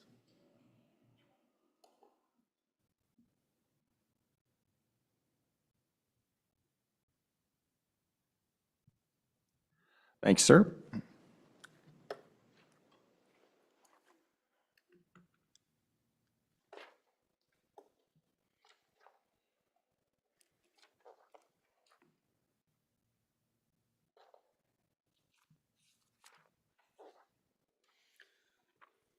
So our next department is community development.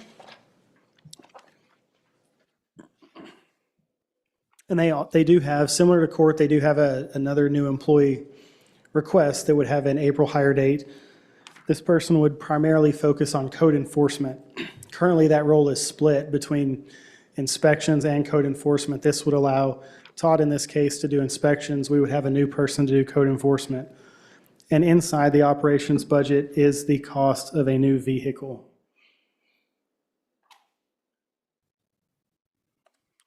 Similar to our other questions around new headcount and whether they would be self-funded, Nathan, do you feel that the code enforcement employee would more or less pay for themselves through, fines? Not through fines, but through increased development in town. We do foresee the town growing in the next 1 to 5 years at a rate that, just based off of what's already approved zoning change-wise, things are already in the works.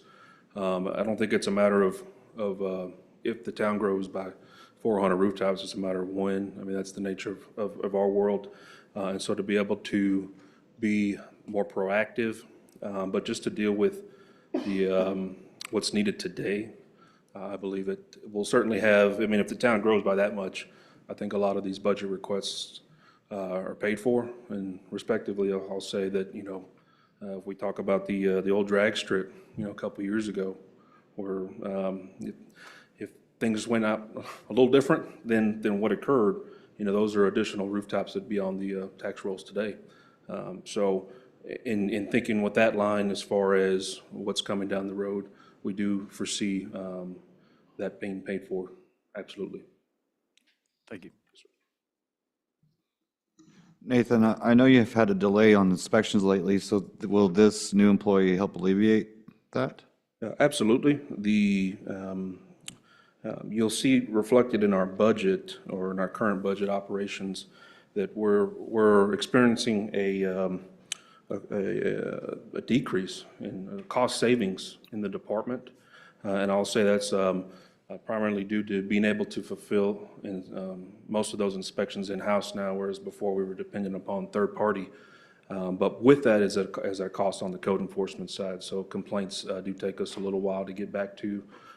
Code enforcement and building inspections are two different fields. They're both code officials that address them, but on a building inspection, you're calling me, I'm there the next day. On a code enforcement case, I may have to go out, 5, 6 times just to make contact initially. So there's a lot more time that's invested in that. And so because of that time that's required to successfully abate a violation, we need some help on that part. So you're hoping to split the responsibilities? I assume one will take complaints or, old buildings, et cetera, and the other one would take on pools and new building and COs and things like that. What I envision is that our inspector that we have right now will be primarily for building inspections, and then supplement code complaints as needed. The code compliance position would be serve as a coordinator. So we also have to service environmental requirements. So I envision that we'll be using them to assist with testing of grease traps, reporting of grease traps, like the regulatory oversight of interceptors in town, but also to kind of spearhead a lot of the code compliance efforts in town and have them devoted specifically for that. You know, we hear a lot from the community. We've heard from our steering committees. We hear it all the time about cleaning up the parkway, and we want to do that appropriately, respectively, and politely. But that takes someone to go knock on that door to have that initial conversation. So that's what I envision.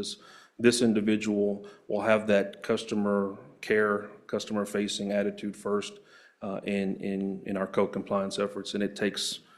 It does take time, and I'd like to, Todd's great at it too. He's great at it. He's just, he needs some help.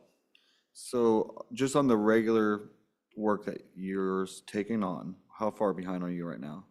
Like not doing like knocking on doors to say, hey, your paint's down Parkway. That's extra work, obviously, and that's why it's never been done. Just your regular day-to-day, I have to approve this pool or. I don't think we have a backlog of inspections that are holding off. I mean, we get them, we field them. But when it comes to code compliance, we do have a lot of cases that are still unabated. They're still in the system, haven't been, I mean, we're 30 days, 60 days plus. A lot of times it's writing a citation, having to wait 30 days. And of course, our increased efforts puts more strain on the court. And it's kind of a ripple effect. So we don't have a backlog of code cases per se, as in complaints that aren't being serviced. But we do have a backlog as far as open violations that we're still waiting to be abated. And then, you know, with last fall, we adopted the property maintenance code. So part of the cleaning up of town and the parkway and things like that is working with people to, one, budget for property improvements. That's not only residential homeowners, right, but that's your business owners. They have to go through a budget process just like we do, right? So do they have a capital expense to repave the parking lot? You know, we see that that's been occurring off the parkway, you know. You have to maintain striping in town, right? A lot of them don't have an annual budget for building maintenance and things like that. So that code compliance person could be that individual to kind of take the lead on that conversation, but also, you know, we envision working with the EDC, you know, on some facade improvements. You know, the EDC doesn't have anybody go out knocking on doors and saying, hey, we've got these grant opportunities, but through a code compliance effort in Tarrant County funds, things of that nature, we can start having those conversations and knocking on the doors, and that particular.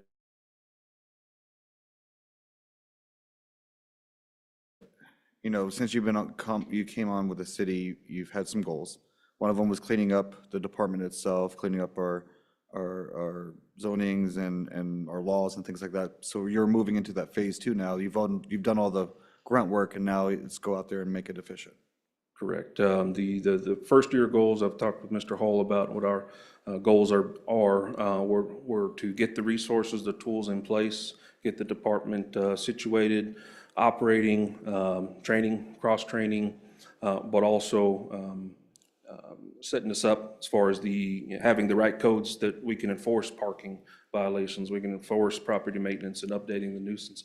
All that's been done. So this next year, this next phase is going to be, okay, council has allowed us to do this. We've been fortunate in that. And so now we want to be good stewards of that process and start seeing some tangible changes in town. So, and you've heard this too, the biggest complaint is like things on the parkway. It's for decades. This will fix this issue moving forward. Certainly. Or at least set us up for success. I believe so. I don't think it's a solution to everything going off all the parkway, but we will at least be able to, I want to see some tangible changes in town. We're starting to see that little by little, you know, and then it's contagious when people make property improvements. Hey, my building's now being leased out. I mean, the donut shop, you know, great example, looks great, right? Now that someone else is going to look down the road, well, I can't get a tenant in my building, right? Because they're going to go over there, so I need to improve my building now. And so it's a ripple effect that happens, and that's our hope.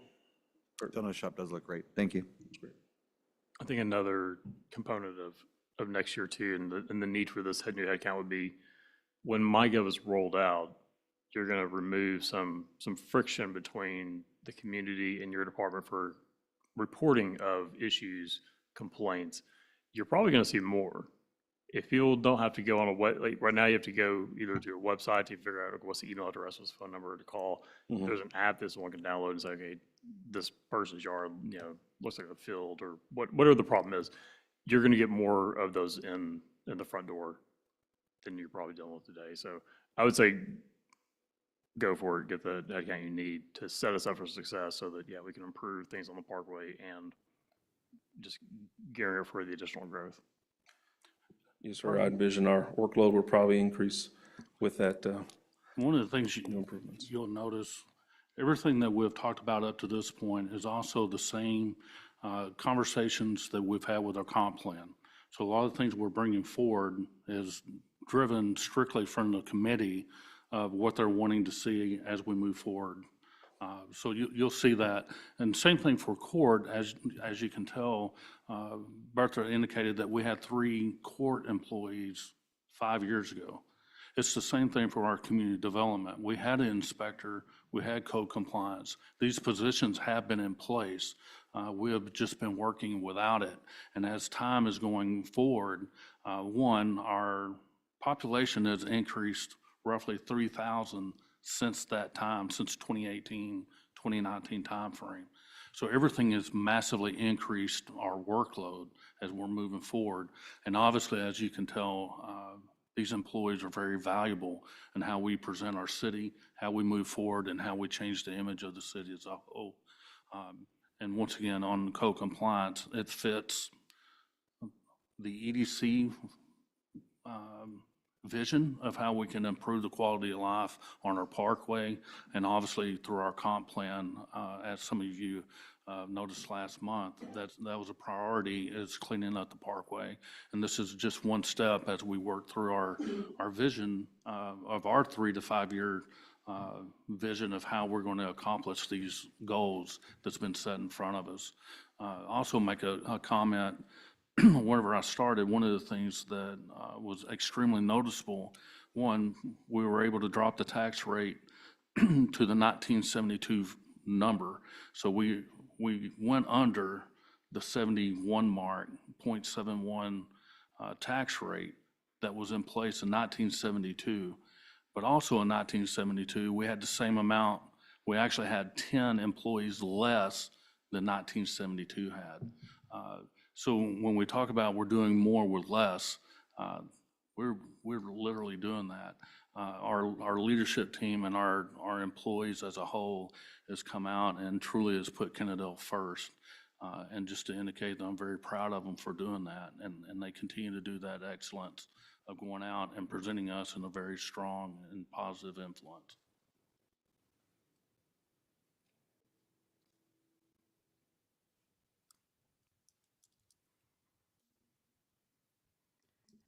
Nathan, I have a question about the MyGov software. So I'm looking at page 59, and I'm a little bit confused about the description. It says it's a request to bring aboard a new permit software vendor, MyGov. And then it says MyGov was the previous vendor. The current permit software does not operate efficiently. So am I to understand that at one time we had MyGov, now we have something else, and we want to go back to MyGov? That's correct. So our department used MyGov 4, I want to say back before the pandemic, so this is before 2019, 2017, around that time frame. I'm not exactly sure when we transitioned from MyGov 4 to Municity, which is our current vendor. I can pull data from all the way back to 2017, but it may have been data that was imported in 2019. Since then, had we stayed with MyGov, we could have implemented to MyGov 5 basically at no cost. But the city went to a new vendor with Municity. It's very cumbersome. We've already approved or you've already approved the change to go back to MyGov 5. So that's where that change is. We had MyGov 4. We're going to go back to MyGov, but they don't have MyGov 4 anymore. It's MyGov 5, and they are transitioning everybody out from 4 over to 5. And I've got experience in that implementation process and how that works. Now, just recently, wasn't there a large software package approved for the city? Why was this not included in that?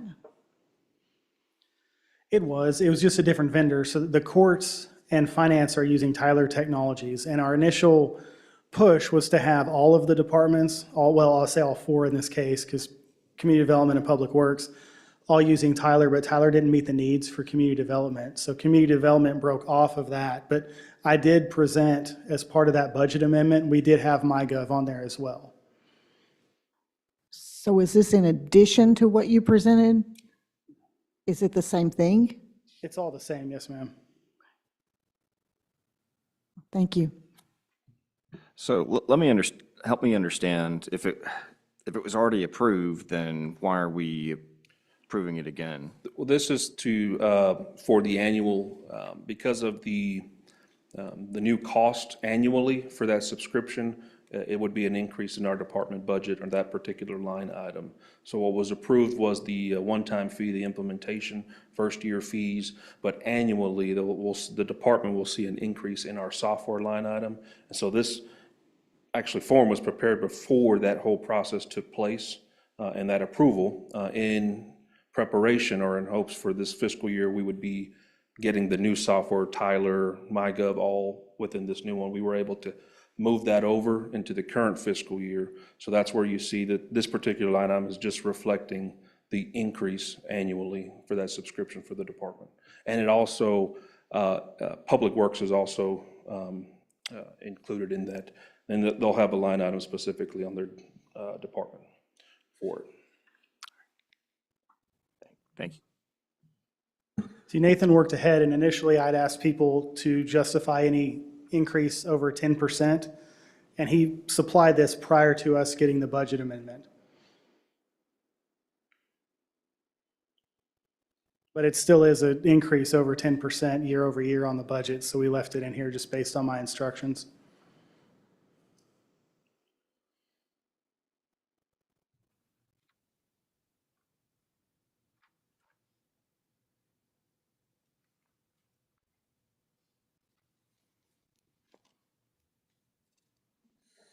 Okay, next up is the senior center.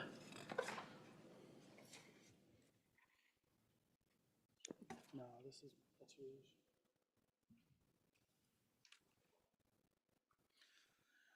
Our biggest request form for the senior center is an expected cost of $45,000 to replace the flooring in the senior center. We've heard about the flooring for a while and the condition. Currently, it's original to the building. It is a fall hazard. It being a senior center, we need to limit fall hazards as much as possible.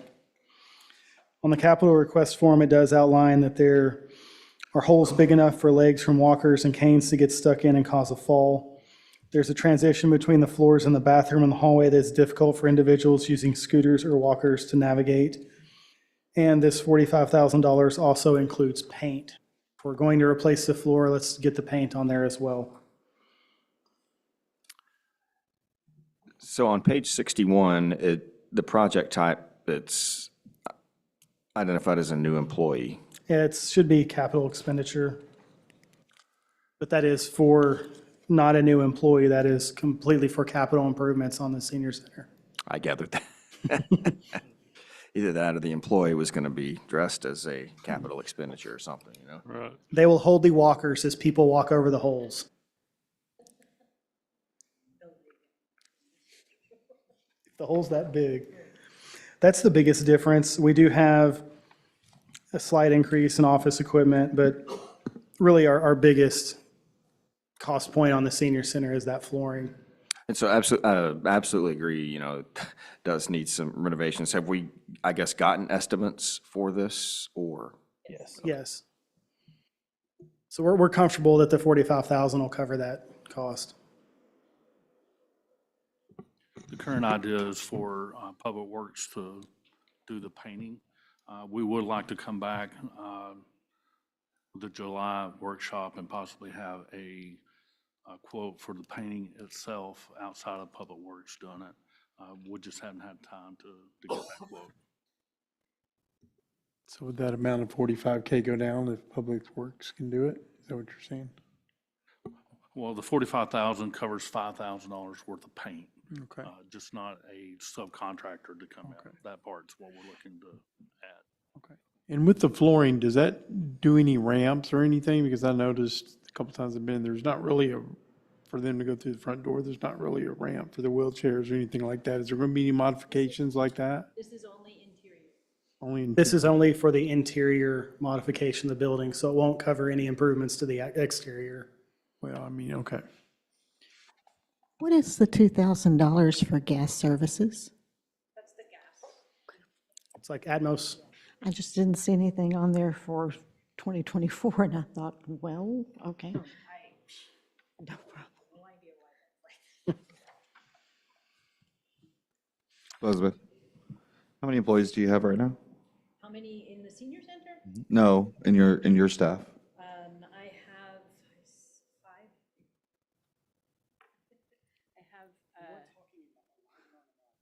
5. Are we talking Oh. about the library? Because I don't have any staff. Sorry, it's the same department to me in my mind with you. We can wait for the library. That's- Okay. yeah.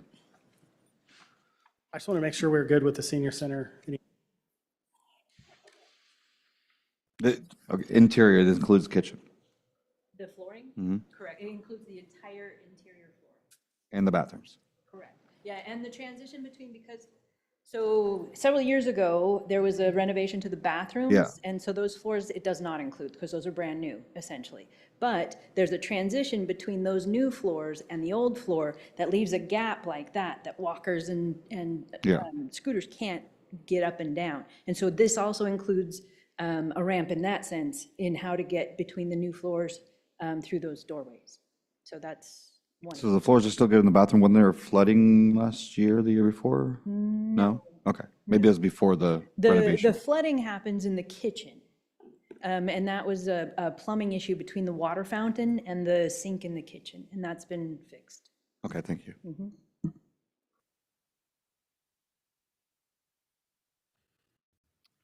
Elizabeth,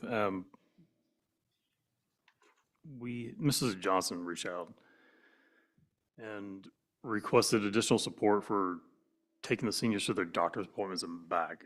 I don't know if you're aware of this or not, but is that covered in one of these line items already? No, no. The only transportation coverage is through the city's agreement with Trinity Metro, which is the Tuesday call-in to get that $2.50 ride back and forth.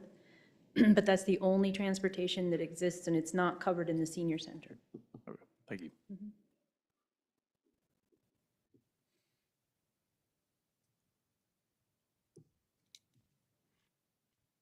Okay, now's the library. So Elizabeth, you have 5 on your staff. How many part-time right now? Well, do we consider the 50% Sarah part-time, because she's 50% event coordinator? So I have 2 part-time positions, and then 2 full-time positions that are clerks, and then Sarah's position. Where are you going to put this new employee? Well, so this is not a new employee. This is just converting one current employee from part-time to full-time. Oh, Yeah, so I'm not getting a new employee, I'm just increasing that one employee's time commitment. oh, okay, good. Is some, Because when I want to add in the future, I have no idea where I'm going Yeah, to put. that's kind of where I was going with Yeah, that. yeah. And then I think it's time to address your situation because you're just busting Yeah, worse than, we almost are- as bad as the fire department Yeah. at this point. Yeah. So next year, maybe, can we look at addressing that, your room? We are addressing that. Okay. Currently, we are planning to move into the community center space and have the library be the entire building. Yeah. Okay, I think I knew about that. Thank you. Yeah. so is someone currently employed in that part-time library clerk position? Yes, currently we have somebody in that position. And what are their job responsibilities? Currently, they hold a library clerk position, which is circulation, checking in and checking out, shelving, things of that nature. What we want that position to convert to is more technical services, where we have them doing cataloging and getting all the books ready for shelving, all of those things that happen behind the scenes. We want to add that person to that duty roster. Has the library ever looked at doing any kind of agreement with, say, University of North Texas, maybe where they have people who are pursuing a degree in library sciences and need to do a practicum just to offset costs? We had, in the past, there have been interns that have come in and done things, but currently, one of our employees is pursuing their master's degree. And then the other position, we had a person who was getting ready to pursue their degree, but as employees, not as interns. The problem is the turnover. So if you have somebody who's doing a practicum, you teach them how to do all these things, and then they take those skills with them. And so you're left with nothing again. Thank you. Elizabeth, for the RFID project, does that affect the MyLibro integration? Because we use that, correct? Say that again? The MyLibro app is what this Arlington uses. We use that as well with our partnership, or no? We do not. Do not, okay. We do not. So we don't actually have an app associated with the library outside of our MeScan app, which is our self-checkout machine. So what would happen as we convert to this new Envisionware platform, we would go into an app with them and then be able to do the same things as kind of like the MeLibro or MyLibro app that Arlington uses, but through Envisionware. So, yeah. Mhm.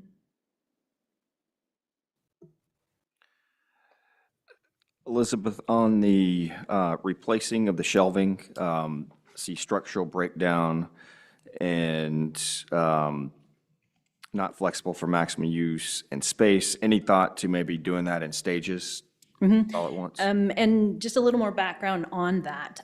We've been invited to apply for the Talker Foundation Transformation Grant for 2025. And part of the requirement is that we contribute a like amount to that process. They are committed to having us apply for $50,000 plus a grant follow-up with a partner for another $30,000. And so this $56,000 is the actual cost of the shelving, but it would be our contribution to that transformative grant. Okay, thank you. What's the rest of the grant cover?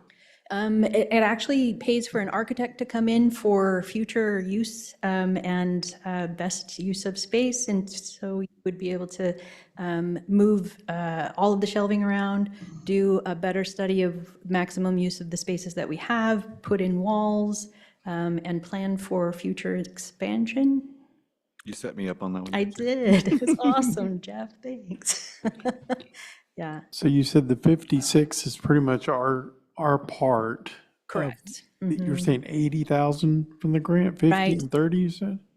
50 from the grant and then another 30 invitation through that foundation. So they would essentially commit to 80,000. We will also be approaching the Friends of the Library, the folk, to contribute to that as well. We're looking at hopefully 100,000 total.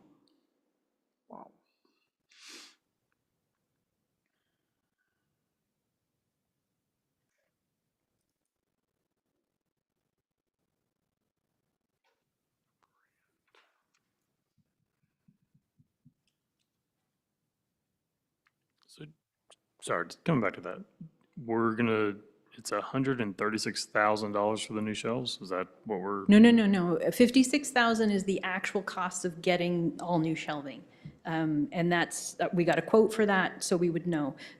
But in the interim, I had already spoken with the Talker Foundation, and so we discussed that was the request that we were going to make, and they said that would be sufficient for them to continue to allow us to proceed with the grant application. So the shelving cost is $56,000. So in addition to that, they would come with another $50,000 plus the 30 and potentially from the Friends to help with the renovation of the interior of the library, and then bring in an architect for space usage analysis and all of that. Okay. Yeah, but we don't actually pay for the architect. That's part of the grant. They give you that architect, so. And then from their recommendations, we may be coming back to look at more funds for expansion or changes. The idea is that the funds would cover whatever we need currently, And then the expansion, like if they recommend that we build off the back or something, that would be something we would approach in the future, but not currently. Well, maybe sooner than later, because we're busting at the seams, so.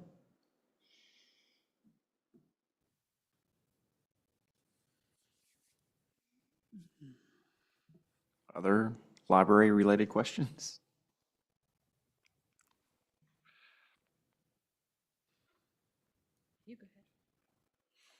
Okay, we'll keep Elizabeth up here because our next department is also hers. It's communications.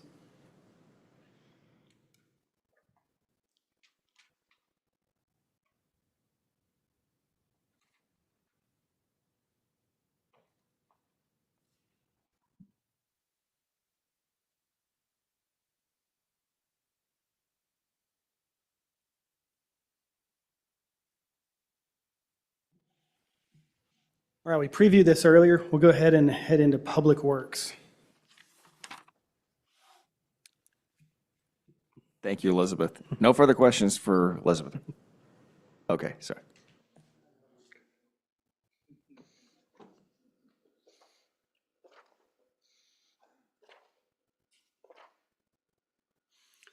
right, as mentioned, I don't know, a couple hours ago, we are changing how Public Works will be presented. This will be the only time that you see this presented similarly to a fund. Going forward, Public Works will look just like every other department, where the personnel piece will be at the top, and we'll have the expenditure/operations piece down below.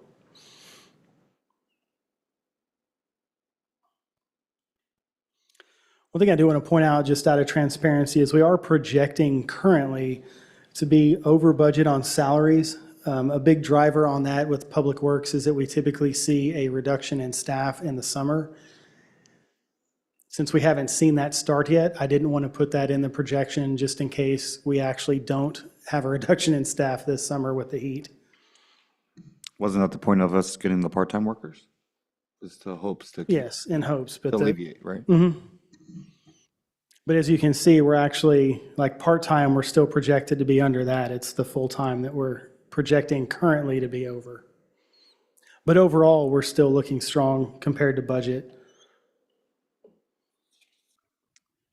John, the franchise fees are revenue coming into the city, correct? Yes. Do we have any control over that? Over the amount? Or percentage? Austin has taken control of that. We're just riding along. Got it.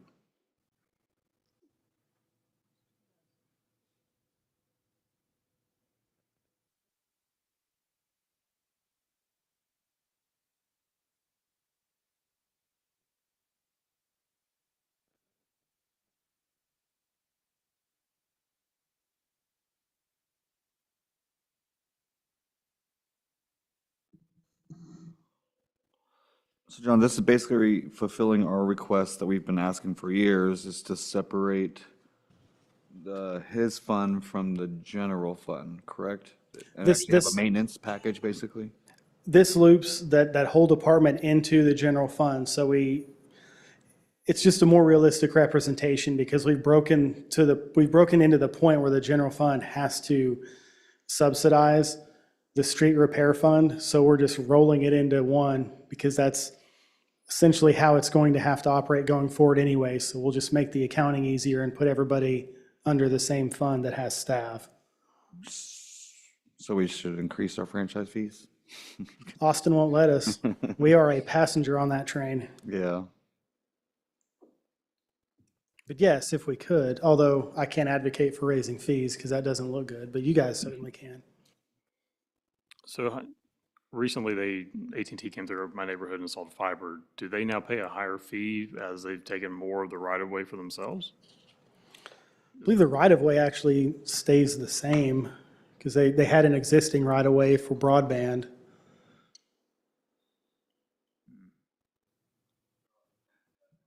They've increased in new development, and they have increased in developments where they didn't have places before, but everybody had AT&T around here before. It's Spectrum that doesn't have the right-of-way around here in a lot of neighborhoods.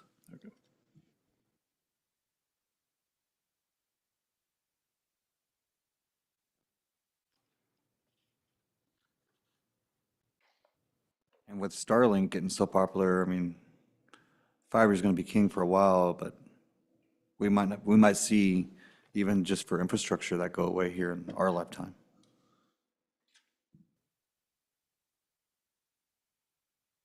Who wants to see the stars when you can watch Starlink whiz by at night? I wish they'd turn the lights back on. It was kind of cool to look at.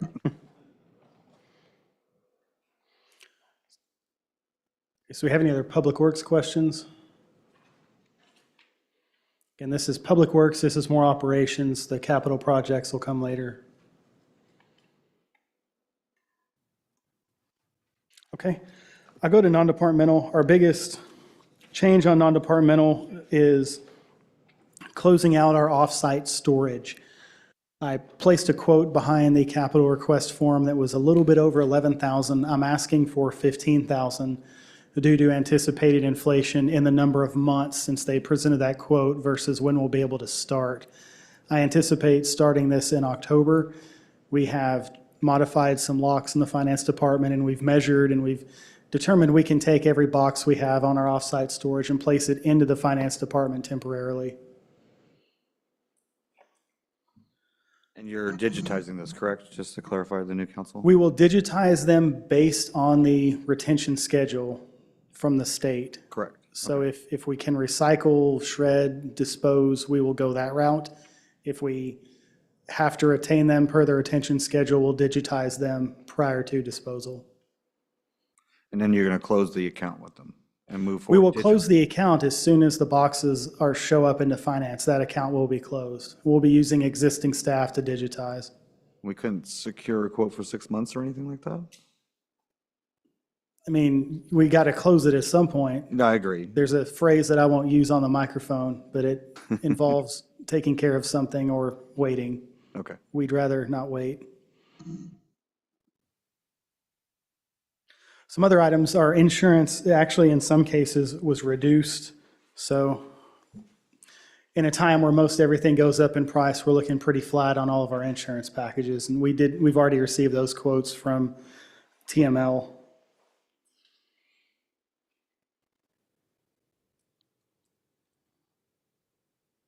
And with that, we're finished with the general fund.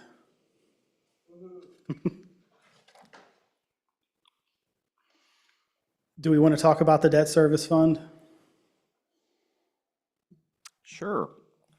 I just didn't know if you had any questions. There's one thing on the budget I will point out just real quick. The ending fund balance you'll see for 25 is at 1.5. I did not build in the anticipated cost of the debt that we're planning to issue in September on the expenditure side of this, just because at the time I prepared this, we didn't have as narrow of a look on what the rate could possibly be, so I didn't want to build that in. However, that was built into the collections, so that's why there's a big gap, is we do have the collection of that in our debt service rate, but I didn't put the expenditure on that side. So this appears off balance just based on that.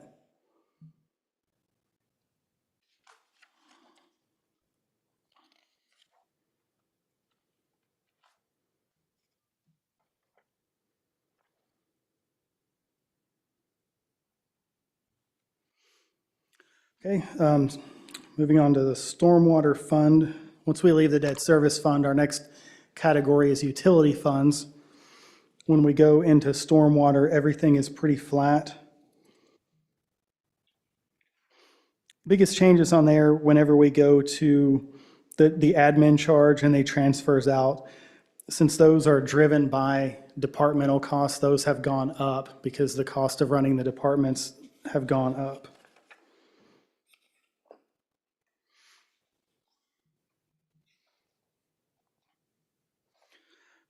Next is 10, the water sewer. We have a few different projects coming out of that.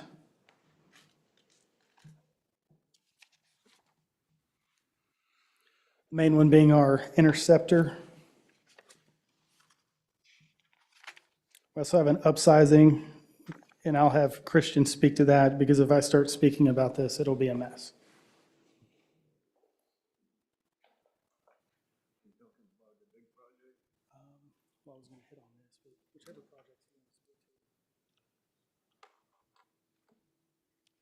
John, which page are we on now? Because I think we May have skipped 79. 79 has Okay. request. I think we skipped the street maintenance, page 70. 17 is going away. No, page 70, sorry. 20, street maintenance and park maintenance, did we skip that? Oh, that's all part of Public Works.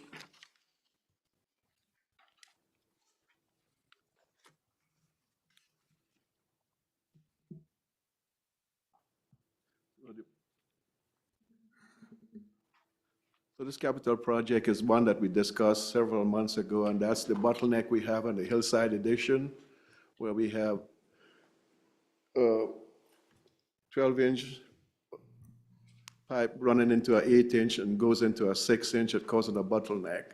And this been having a lot of problems from that, from sanitary overflows, complaints from citizens, and you name it. And we still have ductile iron pipe in the one section, we have clay pipe on one section, we have PVC pipe on one section.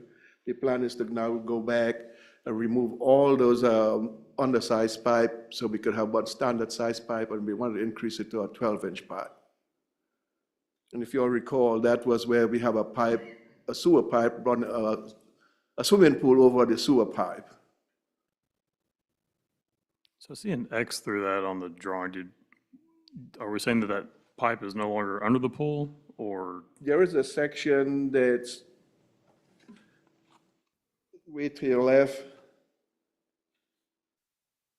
that has a pool over the sewer pipe.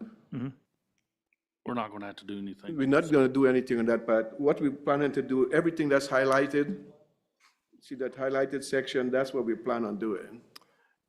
Correct. I don't know if anyone else's drawing has it, mine just has an X through the pool and the cul-de-sac, but that's fine. Understand what we're gonna actually. The reason it has the X on there, because it's showing it to be a 8-inch, and I think they went in and found out it's actually a 12-inch. Correct. That's what, got it. You know, this project was in the previous budget in '24, and we haven't done anything in last year for this particular project, and we have TCQ on our backs. We have the city of Arlington on our backs that we need to have some kind of infrastructure upgrade on this because we're having so much overflows and so much complaints. So we didn't do it last year, so we are pushing it again for this coming budget to make sure we do something here. So you're saying this was budgeted last year in '24? No. Okay. We asked for it and it didn't go through.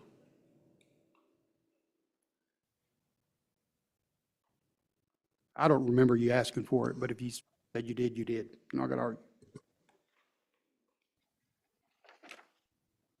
So Christian, is it gonna be 12-inch all the way through now? Yes. Okay, so where the swimming pool, the 12-inch on the swimming pool meets up, it'll connect to a 12-inch where the 6-inch is today. Correct. Thank you. I want to go back to the '24. So '24 is when we did the bond for Basin B, correct? So you're saying you asked for this. If you would have asked for this, I'm pretty sure we would have figured out the bond to actually fix this. So this was never asked for, because I just found out about it bottlenecking 2 months ago. And I brought up that same question, that and why is there a sewer line underneath the swimming pool? So you're saying that you asked for it, and I don't remember y'all asking for it. Well, I guess I could pull up last year's budget request and I'll send it to you.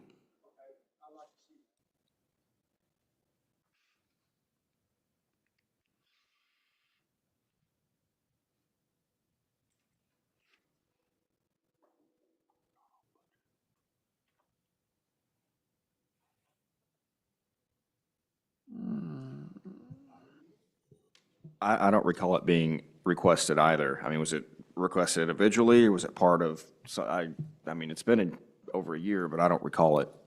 Was It's it part of the wo- workshop? The part of the workshop. The the first one original- at the library? The big Yes. one? Yeah, I still don't. I don't remember it. It may have either. been on the budget workshop. We can go back and look and make sure, Councilman. No, not this year, last year. I think he's indicating it was on the workshop when we had And we just down after. our community room. my whole point is it doesn't make any sense. If we're fixing Basin B, which has a bottleneck, and this one has a bottleneck, it's the same thing. So I don't see myself saying, oh, we're going to approve this one, but we're just going to skip this one and just save it for another time. If we're fixing our bottlenecks, we should fix them all at once. So I don't remember ever this coming up in '24. I think the difference is, and take it for, Christian had presented it to us in that June workshop. And during that time, prior to that, we had a workshop with Friesen Nichols during the executive Right, session. and I understand that. And then Well- every time they came in and they did the study on Basin A, Basin B and everything, and they said, this is the one we need to focus on. That's correct. And that was my They did point. not Friesen bring Nichols- anything saying, oh, this one bottlenecks too. Maybe we need to look at that one too. That was never I brought up. totally agree with what you're saying. The recommendation by Friesen Nichols was Basin B.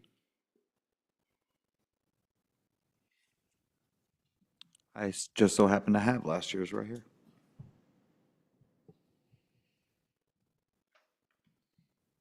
I've slept since then, but Yeah, I don't see it in Public Works. Here's the sanitary sewer interceptor project. I have the PowerPoints from last year in the Lombard, yeah. I mean, there's a picture of all the zones, but not specifically for this one. so are we aware of any Oh, other? yeah, here it is. The Interceptor project is an entirely different project.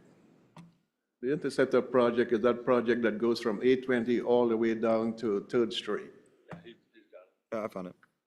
It was the one after that. Are we aware of, to kind of piggyback off what Mayor Pro Tem Michaels mentioned, are we aware of any other such bottlenecks? Not that I'm aware of. We have undersized pipe.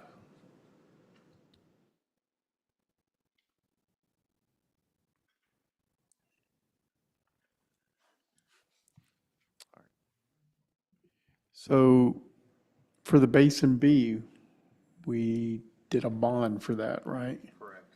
So this is going to just come out of the general fund? No. Capital expenditure? Yes, this one, so we, if we'd have been a little more, if we'd approved it last year, we could have put that 900,000 in the bond. I'm just trying to think, saving Well- 900 grand this year. John will give us an explanation here. We do have funding for it, which is through bond. Okay. John, you'll give the explanation, funding for this one, I'm gonna get, what I'm we getting, talked the- about Friday. I'm getting the picture out because we had a. So we're talking about, out of Fund 10, there was the 15,396,021. That's our 2023 bond. 14 million of that is for the sewer, the interceptor, completed by FY '28. 1.4 for water projects. Now, Fund 13, we have $2.4 million. 900K to Eden Road, 900K to New Hope rebuild, and 600K to Sweeney Hyatt. That's what I have for Funds 10 and 13 on funding. 10 being water and sewer, 13 being our capital bond project funds. So the 14 million from last year, the 2023 bond that was issued for the 17.4 million. So 14 million of it is for Basin B sewer line, which is going from Interstate 20 there at Arlington Lake to Texas Raceway property. So that's 14 million of it. Outside of that, we have 1.4 million that's associated with our water project, which is the elevated tank on Linda. Then we have the ground storage tank, which is the 750,000 one you just approved for construction last month. That funding is coming from that bond. In addition, we have, what was left? We have ARPA, 1.9 million, split evenly between T4 and T3 tanks. So T4 storage, 750K, T3 renovated, both complete by 2026, or 10/1/26. But this 850,000 is scheduled to come out of that 23 bond, correct? Yes, we have 300,000 to CBDG and then 1.1 to Hillside upgrade.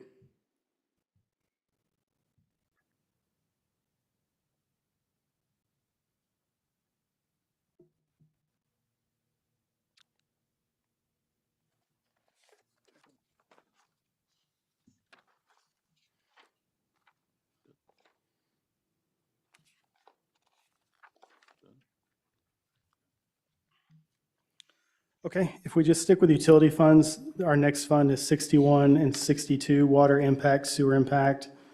Nothing real groundbreaking out of those.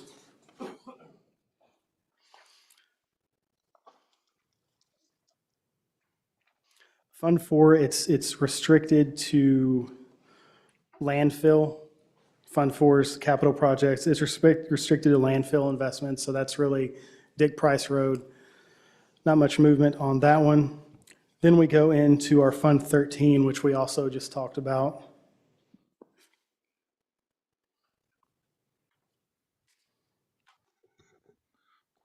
Also, real quick, just to cap on that. So North Road, we had the community grant that we approved for how much? Well, we were approved for 147,000. And the project is going to cost us 400,000, so we short at 300,000, and this is what we were looking at from that project. So the North Road project will be included in that bond. One thing that it does also, this project will also improve our Arlington utility contract. Will fulfill that as well. One of the things the contract will entail is for us to have over $500,000 in capital improvements, which. Per year. Per year. So we'll have water improvements, which will be on North Road, and the sewer line for the bottle cap on the Hillside addition. So roughly, we'll have 1.4 million in improvements dealing with the Arlington contract that we can show that we're fulfilling our obligations.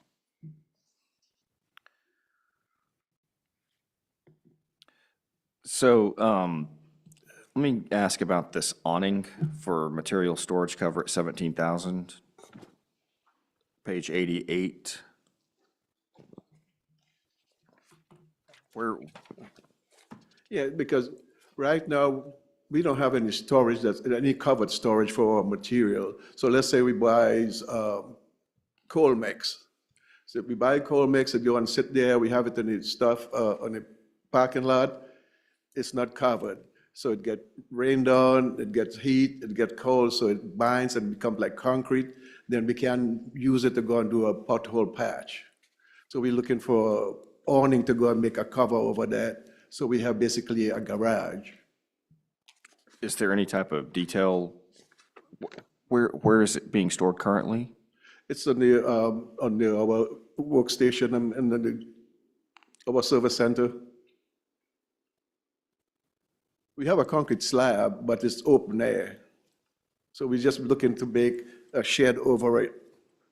They have bins that they're able to put the code mix, sand, gravel, different bins, so they can put those materials. What he's asking for is put a canopy over those. Sure, no, I was curious Do about you have the your detail.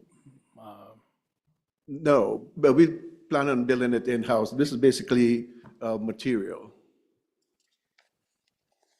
Is there any opportunity to use Precinct 2's storage off the Kennedall Parkway? Can't get a stall from them and just say, this is City of Kennedall, don't touch. Well, you got to work on some kind of agreement with them, but it's a different entity. They used to store, at least what I understand, they stored some pipe for us at one time when we had the water department, but then they kicked it out and it's no longer there. So I guess they're saying we are not good partners anymore. I don't know. All right. And John, quick question. The landfill revenue, can you elaborate on what that is? There's a fee charged to companies that use the landfills that cut through Dick Price. But we can only use that funding for Dick Price. So it's just limited to that specific roadway It's meant for upkeep on the additional wear and tear that these trucks cause on our roadway. Does it cover the additional wear and tear? I mean, actually? Now, actually, with there, I believe we have a debt that's involved. Dick Price was, had an overlay or rebuilt several years back, and this fund is actually, this revenue is to pay back that debt.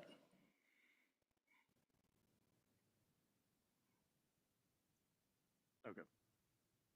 And then once the debt's paid for, then we'll issue another debt to fix it again. That's kind of what I was thinking, is it feels like it's already ready for another repair. It is. We haven't finished paying for the last one. Which will be a nightmare, but yes, it is ready. And then it'll definitely be I think we already got projections of, one, increasing it to a 4-lane road, but it's already projected to be a $30 million project. And that's going from city limit to city limit. If the county does it in the county, though, we're going to kind of be forced to do it. By our current standards, it's got to be concrete, and Tarrant County does not do concrete. Yeah. Christian, just a little bit more follow-up about the awning. So up until now, if you had products, you had supplies, they were just sitting there exposed, Correct. which sounds like that would be quite a bit of loss at times. Well, sometimes the material become unusable, but we make it do, we might go and make a driveway approach, we're gonna fill some potholes, turn a dirt road into some asphalt road, but it takes a lot of work to maneuver and massage that material because it's been sitting there for so long and exposed to the elements. So, and nobody's going to hold you to a number here, but if you had an awning, can you give any kind of estimate about how much savings you would see? Well, you wouldn't really see any savings, it's just gonna be, I mean, as far as not having supply loss? like I said, we're not having supply loss. It just takes more maneuvering the material to get to what we need to do. So we're losing manpower. Okay. We lose hours because we have to go and use a backhoe or hoe ram or something to massage that material to make it workable. Thank you. So right now, currently, there's an awning, I guess you could say, east of the standpipe. What is that awning being used for now? That has all of our barricades, it has our dump truck, it has the roller, it has So you store equipment underneath? equipment under there. And then the awning that you want to put up, and I'm not sure it's not going to be an awning, it's going to be something made out of metal, is going to be north of that, because I'm looking at a little concrete vat there. Okay,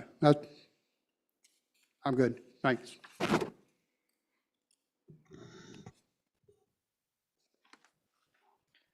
Do we have a quote on the replacement of the system on page 89? Yeah. Is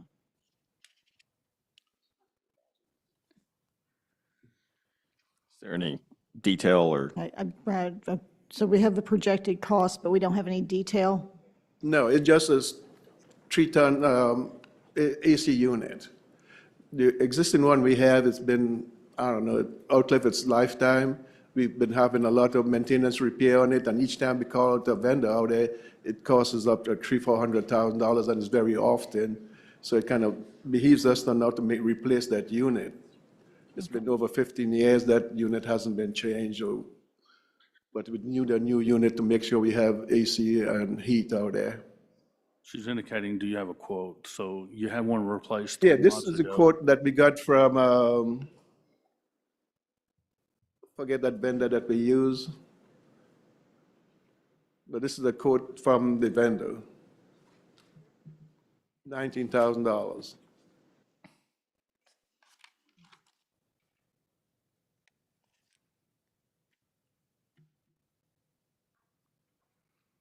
And the vendor advised that we replaced it? Correct. I mean, it's, we are lucky that it's still hanging, because just about a month ago, we had some work done on it that cost us like $700, just for him coming out there and put some Freon and whatever they do with it, $700. And he recommended that we replace it like last year. But it's still hanging. I don't know, it's still hanging.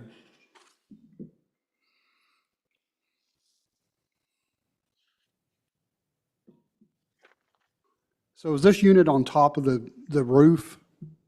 Is that where it's at, or is it a No, compressor on it's the sitting outside? outside. But is the compressor on the roof? No, Or- it's outside. Okay. I was just kind of shocked at $19,000 to I'm replace an shocked AC too, but unit. that's the price they quoted us. Yeah. Hopefully, we're going to get more quotes than that, because that's kind of overpricey. But So when this first came up, we all kind of had the same sticker shock. I did some Googling, and apparently this is the market right now, which is surprising. I didn't pay half that to replace my unit not 5 years ago. 2020. Not 19,000. Was yours a 3-ton? 5-ton?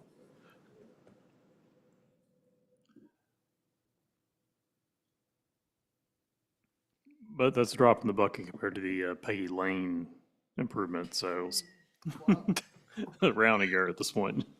I think my biggest deal, the reason I was asking the 19 was actually on the roof. They had to come in and bring a crane in.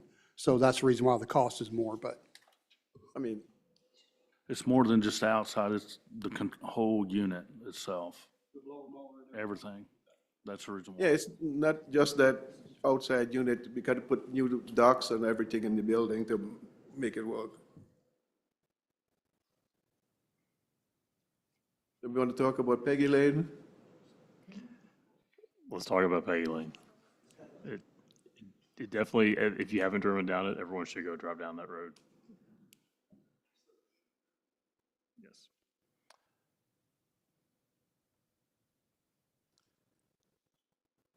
Peggy Lane, Sidewalks. I don't see sidewalks. I didn't mention sidewalk. Well, it's going to have sidewalk. There was sidewalks. It'll be water, sewer, storm drain, sidewalk, concrete street. You know, we get so many complaints for our existing street in Peggy Lane right now. We have, a tree was removed back in, I don't know, 4 or 5 years ago, and it has a dirt roundabout. So everybody drives on it. We have complaint right now about people being flooded out because there's no curb and gutter. So this project warrants some investment.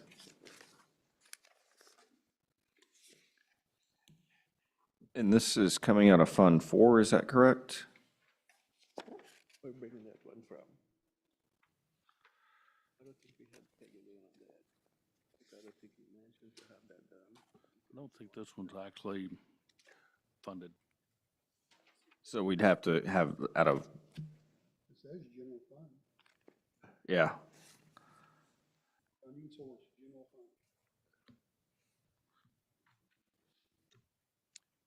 Can we maybe, can we maybe get our ducks in a row on this a little better before we discuss as a council? Did I miss this one on Friday? If it's on my side, that's Yeah. fine. This I was, don't think we talked about this project Friday. no. Okay. Yeah, because this was submitted way back in January, March.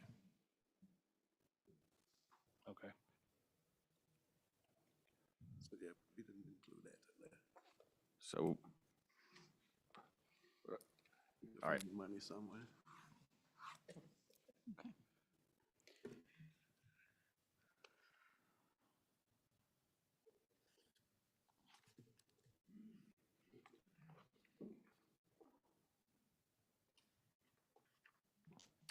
Any other questions? Still talking about Peggy? We're gonna, Okay. I got a lot of questions on that one. don't bring it up. I guess on page 91, the email that you sent us about street fixtures, asking for a list of street fixtures, is this what you're talking about here on page 91, where you have Eden, Sweeney Hyatt? That's some of the feedback you got from us as a council? Okay. And that's coming from the general fund? That's out of Fund 13. Okay. It's our capital bond fund. Okay, I see it there. I'm sorry. That's 900,000 for the Eden Road rebuild, 900,000 for New Hope rebuild, and 600,000 for Sweeney High. That only covers part of those streets, right? Not the whole thing? That would be all of New Hope, and currently it would be partial Sweeney High. Partial. That was 100% on Eden Road, correct? From Kennedale Parkway to Hudson Village. Hudson Village Creek. That's correct.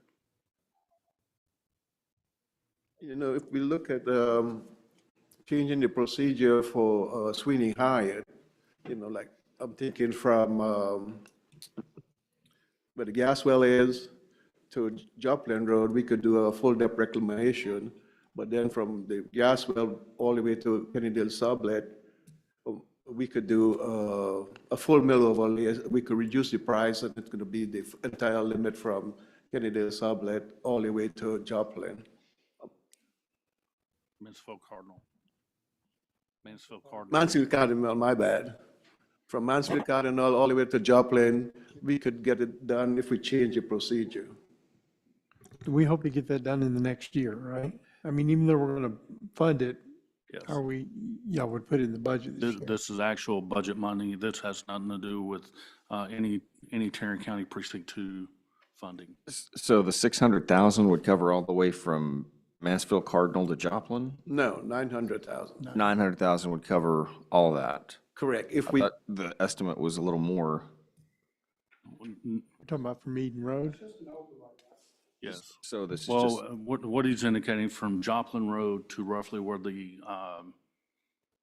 gas well will be pretty much a redo. We'll redo the whole road.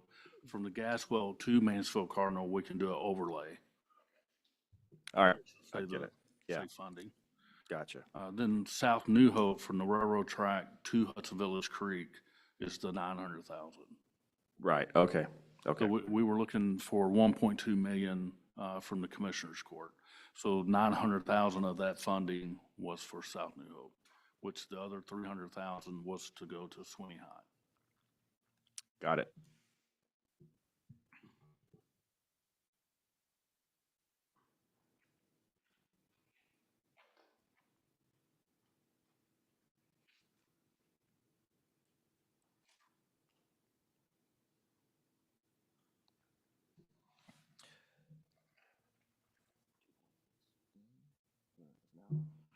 How about can we take a break? Everybody ready for a quick break? All right, it's 8:34. Let's go ahead and pause for a 7-minute break. 10-minute break. Back at 8:44.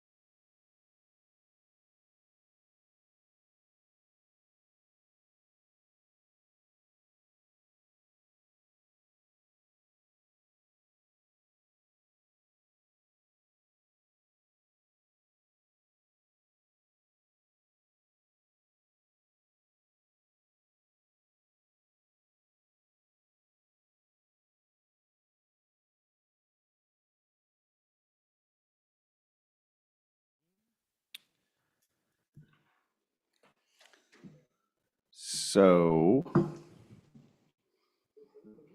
Before I go to Fund 14, I do just want to real quickly go back to 10, and that's our water fund, and point out that our next meeting, there will be our water rate study presented. The water rate study, if you remember, for 24, the general fund was covering the cost of the debt out of the water sewer fund to fund these projects that we've been talking about. The water rate study will present an option to adjust that where the water sewer fund will be self-sustaining, including the debt. We just missed that earlier. I wanted to clarify. Our next several funds are minor. I'm willing to skip all the way to, well, from 92 to 96 unless somebody has a question. I'll just hold for questions on those.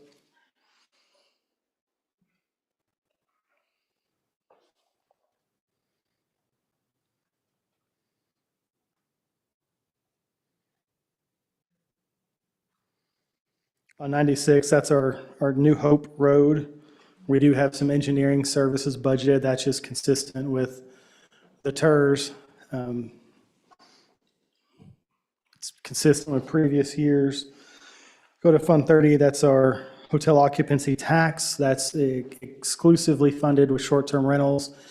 Currently, that does support our barbecue cook-off that is taking place on Friday and Saturday.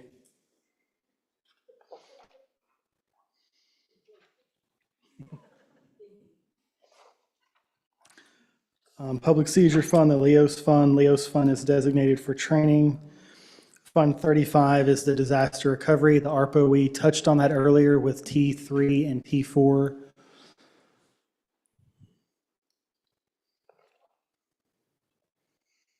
Page 101 starts other funds. Fund 5's capital replacement. I'm sorry. Oh, Fund 5's capital replacement, that's where we'll talk, that's the enterprise lease. Yes. we were discussing the barbecue cook-off and Oh, I'll pause for that. if our you- hopes, and I'm just kidding. Registration is starting to pick up for that, though, so we're looking good. The capital replacement, that's, right now, that's exclusively enterprise. And some of, Sorry, John. Can we jump back to page 100 to Fund 35, the disaster recovery fund? So fiscal year 25, there's 1.25 million in the water sewer projects. It's a slightly large increase from current year's projected. Is that just carrying over the project? yes. Before 25? Okay. And the way the revenue works is we don't recognize the revenue until it's received. So that's why you see the 1.25 up in the CARES Act funding. We have that money, we've received the cash, but it's not revenue until we actually spend it on something that it's allocated for. So in accounting parlance, it's actually a liability now because we're holding money for a purpose that we haven't actually executed yet. But yes, the water, the 1.25,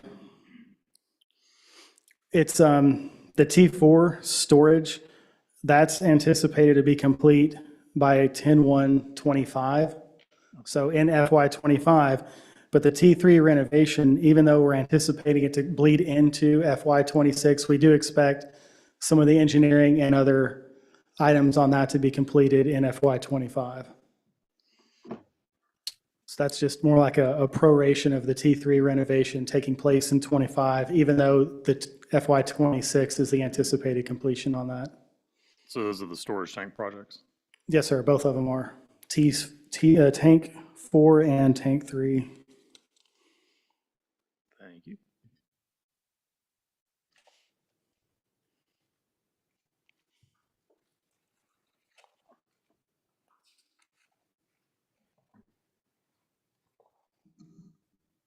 So, John, do we expect the water rate to cover everything moving forward? It has We don't have to, to pull yes. from the general?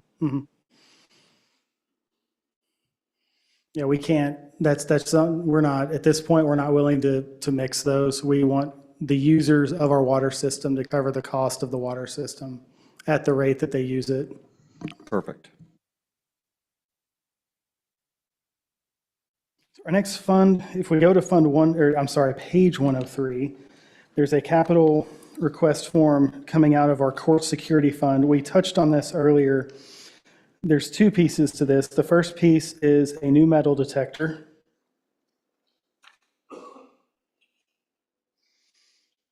And then the second piece is cameras. There's, the last quote we have is $6,000 for cameras.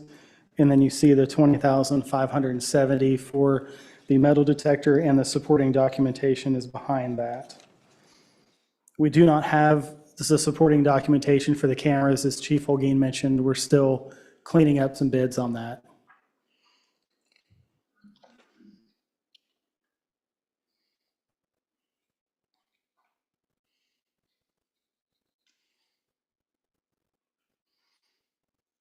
So core technology, we're not expecting anything major out of that. Same with juvenile case fund. Fund 40 are grants. That fund is expected to just balance every year. Although due to some timing differences, we may have some carryover. So most grants that we encounter are cost reimbursable, so the fund may briefly look negative, but over time, it'll have a zero balance as the grant funding comes back to us to reimburse us for our costs.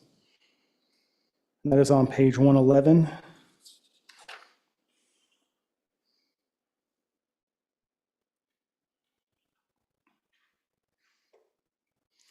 112 is park recovery and other donations. So we just have some expenditures on there that will spend out donations that have already been provided for police and fire. Then we do have a bark in the park projected expenditure of $1,500. Tree reforestation, I didn't budget anything coming out of that. It looks like we haven't touched that fund in a while. Same with unclaimed property, since Arlington handles our utility billing and most unclaimed property comes through that. We don't deal with that much. That brings us to the last fund with activity, the EDC.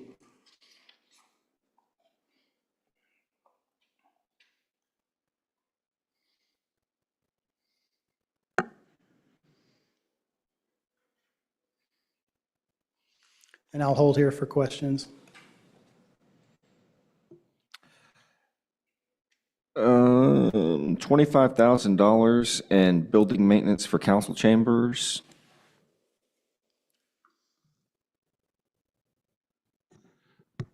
Actually, that may increase. One of the things we're looking at is coming in and remodeling some of the dais itself.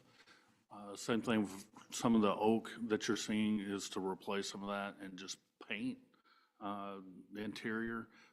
At one point, we looked at replacing the carpet, but however, the carpet is still coming in good shape.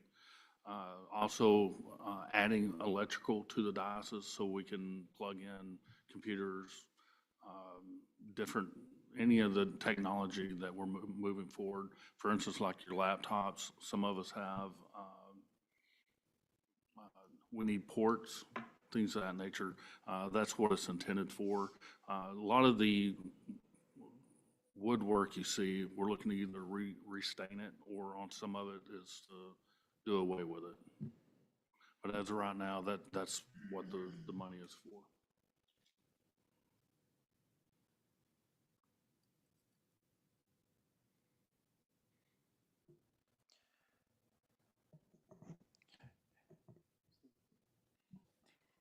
On the Christmas event, I noticed it went from 60,000 to 100,000. And over there, it says something about permanent lights for buildings. Tell a little bit about that. Yes, we're looking at, like you can see now on the EDC parks or Town Center Park, we have lights that are on the fence. So we're looking at doing the same thing on all city buildings as well. So the City Hall, Senior Center, Library, and the Police Department. So all four buildings, we're looking, putting the same type of lights around it. And they'll all integrate together to have whatever theme per se, they all coordinate with each other. So that's one of the things that we're looking for just for the Town Center for any event. It's not just necessarily the hometown Christmas, it's for any event that we have within the Town Center itself. We finally got some quotes in. The library and the senior center are $6,000 each. The police department is $9,000 for itself. Currently, the city hall is at $25,000. We're not looking at moving forward with the police department at this time just because we have remodel projected to start in November, December time. So we're not looking at doing that.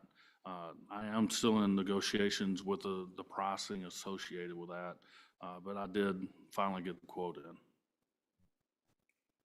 Why not throw that in with the police station quote? Just throw that in there as far as the renovations. That is a very strong possibility. All right, great. I'm glad you thought of it. The other item that, oh, sorry, Gary, did you have a? Well, I was just going to ask on I guess the functional grant part, Okay, it's just what I was about to touch the on. 100K Parkway cleanup. What, is that something we're currently doing, something new? Once again, it's going back to the comp plan. So the comprehensive plan, one of the things, the largest complaint is cleaning up the parkway, cleaning the city as a whole.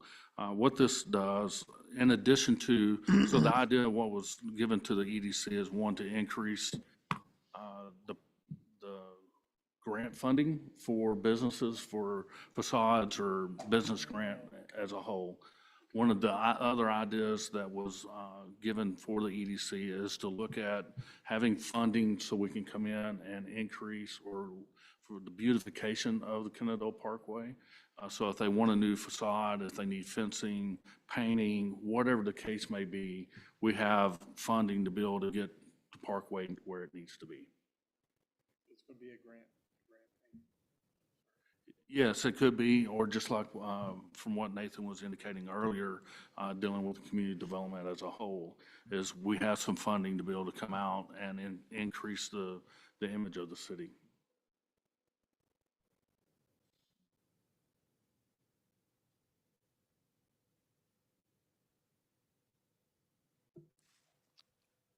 Other EDC-related comments, questions?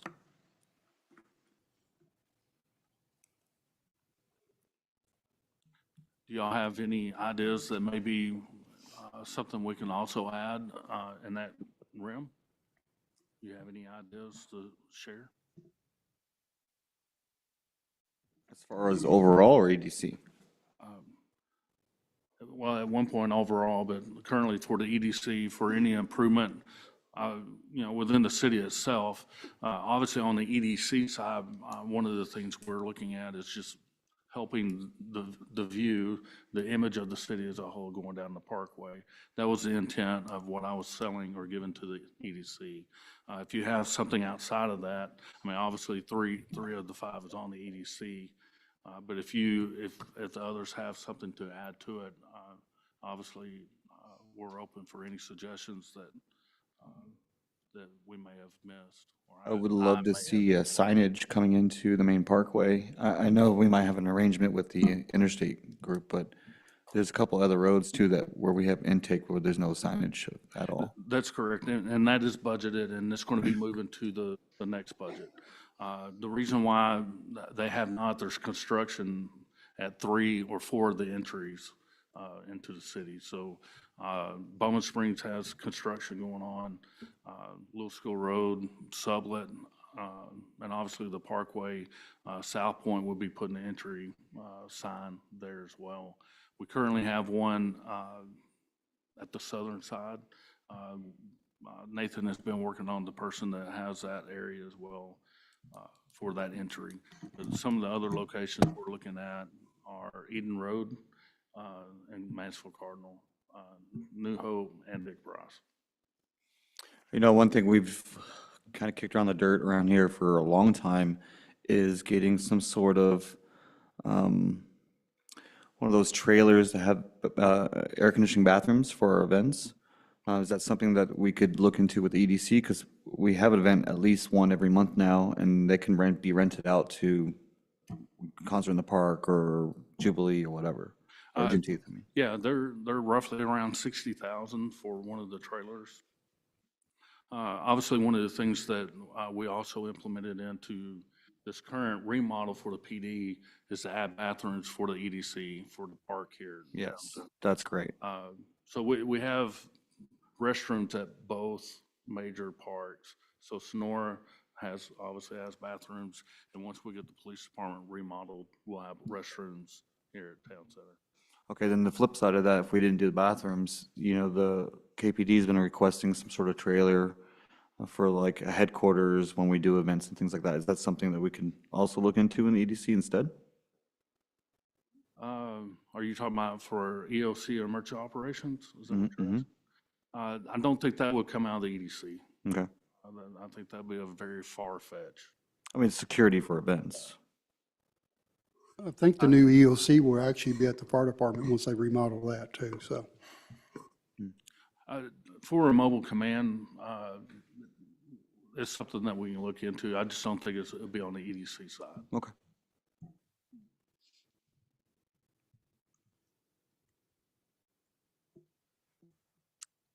Anything else EDC related?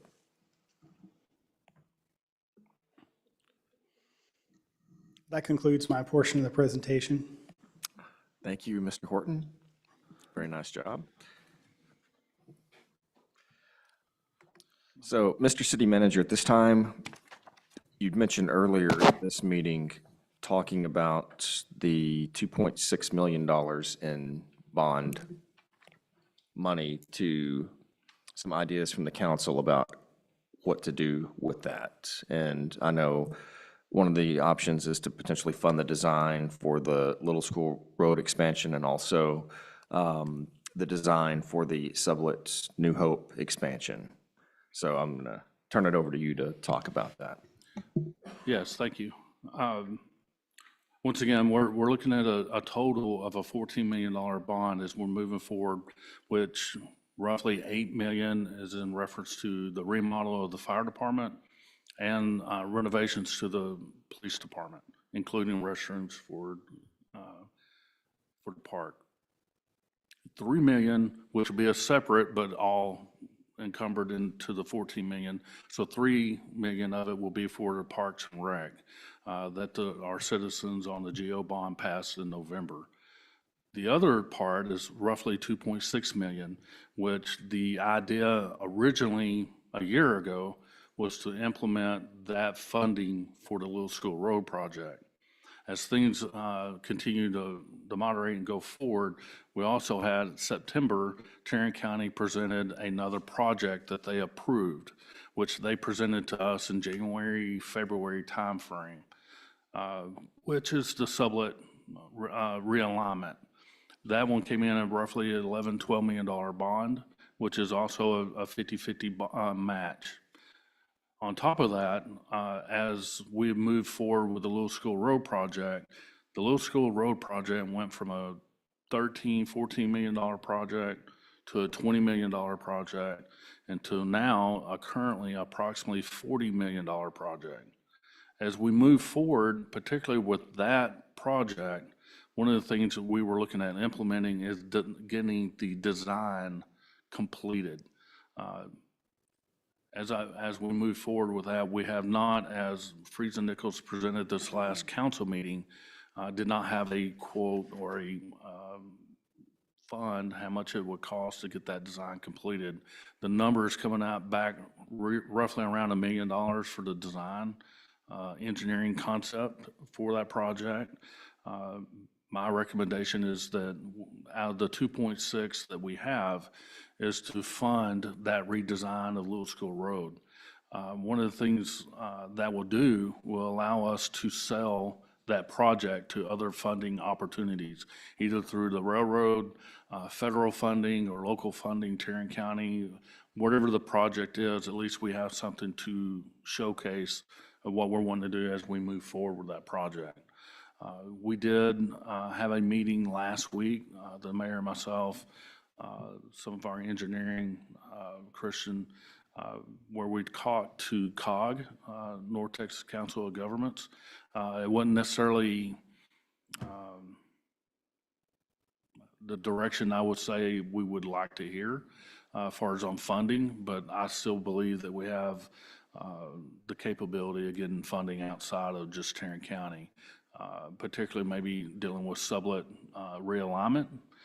That's also a possibility for outside funding rather than just from Tarrant County.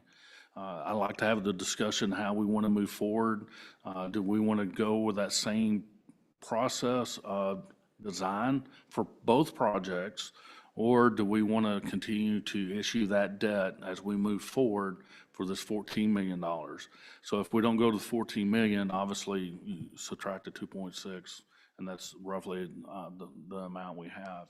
As you heard last month also, Mr. Andrew indicated we do not have to issue that debt.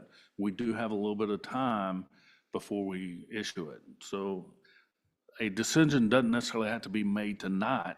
However, as we go forward, we will need to be able to get that number to Andrew to make sure the number is correct as we issue that debt. I need to open it up for discussion on how y'all want to move forward. And do we want to continue to issue that debt and just use that 2.6 for other projects? Road projects, sewer, water, whatever those projects are. As a couple of weeks ago, I sent out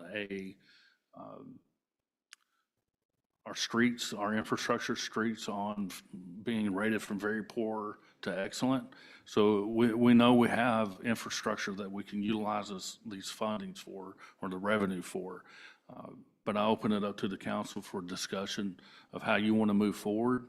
My recommendation at this point is to move forward with the two road projects that Tarrant County has elected to fund 50% of. So that funding of 50% for Little School Road, it's up to like 6 million, correct? And then 5 million for sublet? Roughly, yes. So then we would be on the hook for the remainder. Currently. And, you know, so another thing I would ask about this is, you know, and when we met with the city of Arlington, they indicated that there were some pipes that they would like for us to replace, water pipes. Do we have a list of those? Per our, you know, and that's what, you know, they indicated that per our agreement to move forward with that contract, they'd like to see us actually replace them and not just repair them. And I don't think Mr. Franklin's given us that list yet, but do we have an idea how much that would cost us? Not at this time. And we don't have that list Okay. at this point either.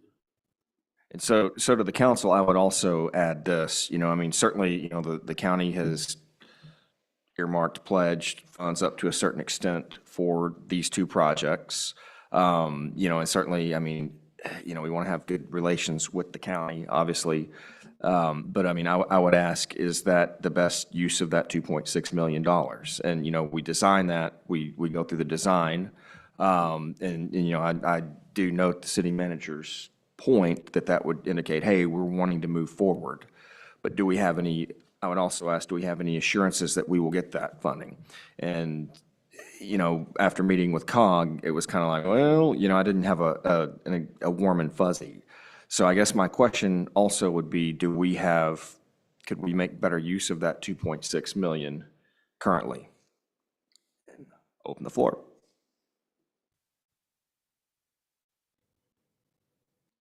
Well, I'm just going to jump out there on a limb.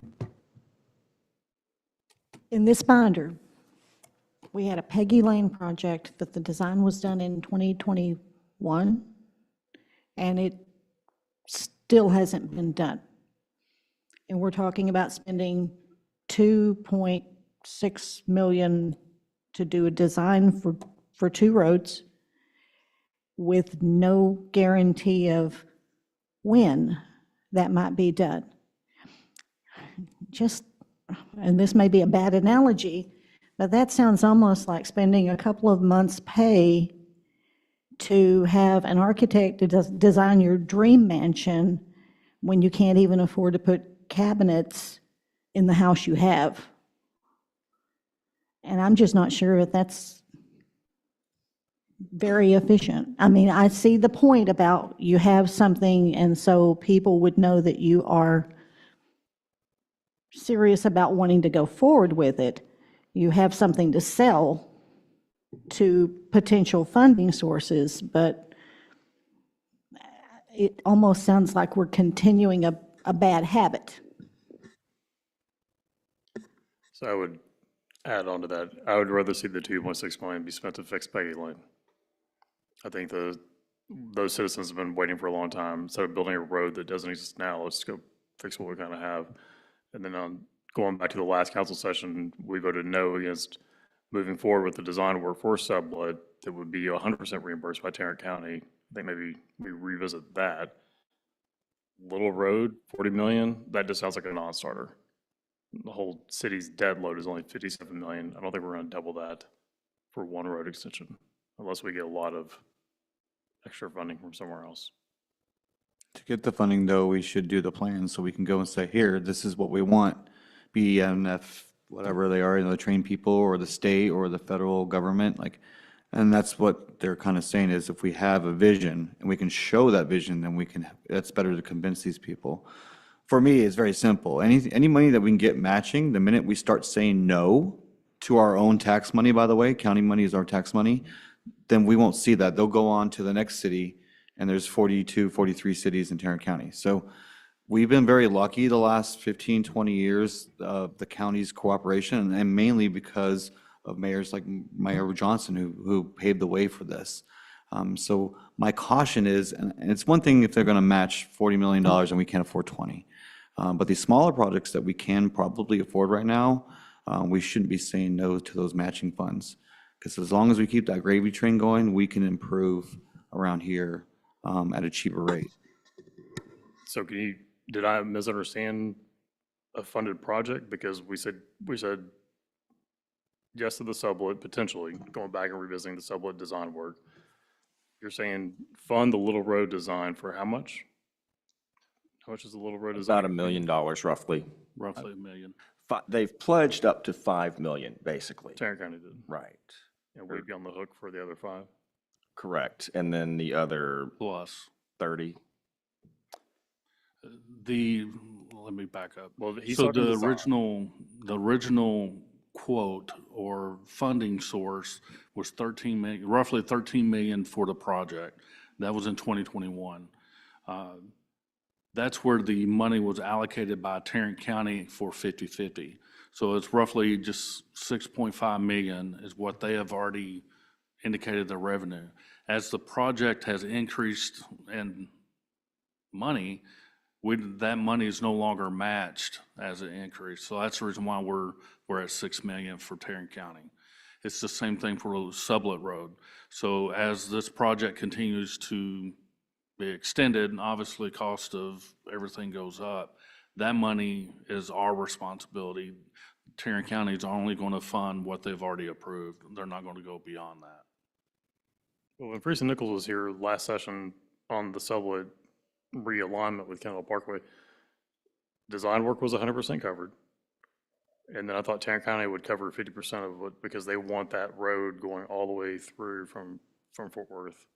They're going to build that road no matter what. The question is, are we going to join that project? Fort Worth's the county's going to build through Fort Worth no matter what, to our edge. The question is, are we going to join that and realign it so they can have a thorough way through the south side? Could that replace Little Road?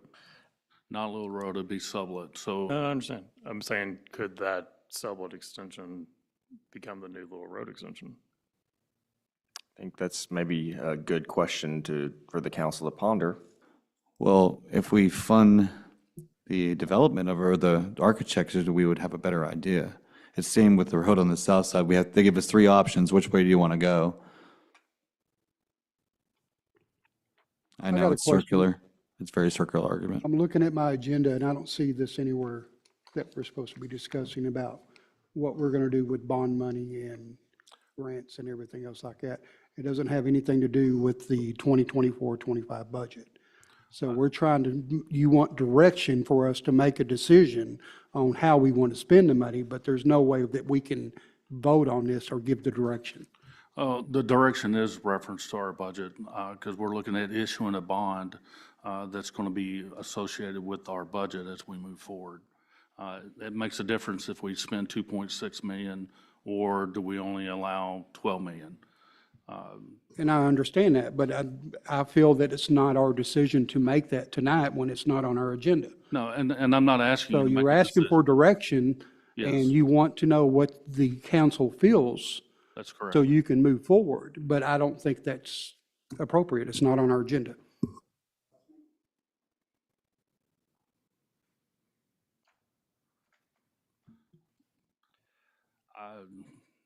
I disagree at this point. I do feel that it's budget related.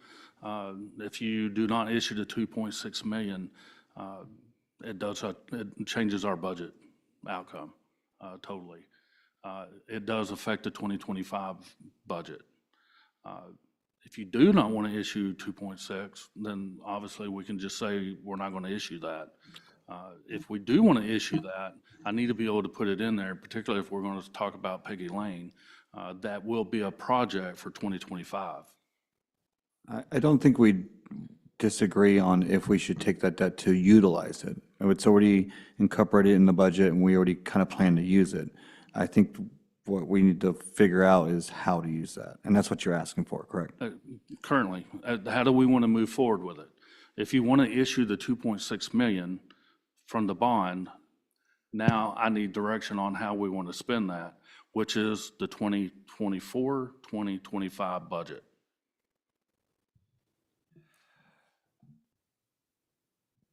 Would it make more sense to have this discussion as a work session item at the next council meeting next week? I would like to sleep on it a little bit too, maybe discuss it with some other council that we can discuss it more, but I think that's a great idea. If you believe we cannot discuss it tonight, I recommend it, same thing as Mayor Pro Tem. However, this is a great opportunity. It is a workshop for the budget. The budget includes infrastructure. And it's a discussion that all six is here to have that discussion, is open. That way we can discuss how we want to move forward. If we don't want to move forward with the Little School Road project or the sublet project, we're on the deadline for the sublet project for September. We have to tell Tarrant County. The Little School Road is a little bit different. They're two different types of funding, but it is a working budget workshop. You know, and I think that the 2.6 million is covered in this, and I think based on the city manager's recommendation, I think we're okay, but out of an abundance of caution, if you guys would prefer, we can postpone it. I mean, I'm open to having the discussion. I know there's certainly questions. I mean, as long as we don't make a decision, because Ken is right about the decision part of it, but Yeah. discussion, I'm okay with discussion. Well, the whole problem about it is we have 5 council members up here. We can give all different directions. If we can't make a decision on the direction that the city manager needs to go, then basically we're just wasting our time. Now, we can put it on next week's agenda and actually vote on it as a consent, or not a consent, but a items of discussion. Ms. Bobby Joe, I don't know how you changed it, but we can actually have discussion about it and then actually vote and give the direction that we need to go. I mean, right now, I can tell you one thing, everybody else can tell you one thing. You can't sit there and follow and make everybody happy. So we're going to have to come together and say, okay, this is the direction we decided we need to go. And that's what I'm looking for tonight, and I will bring a decision for you for the July. The end of July, we're looking at, or the first part of August, of having another workshop. But if I don't get direction from you now, I don't want to waste another month trying to come up with something. If it's something we want to move forward with Peggy Lane, that's the input, that's what I'm looking for. If we don't want to move forward with the design, we have this funding, what do we want to do? We can go back and we look at different street projects. I can bring those back. I sent an email for you guys to give me recommendations of what you're looking for, what you're wanting. That information is vital of how I move forward with what we're going to present. That's what tonight is about, is to give me that direction. So when July or August gets here, I will present those numbers for you, and then you can make a decision if you want to move forward with it.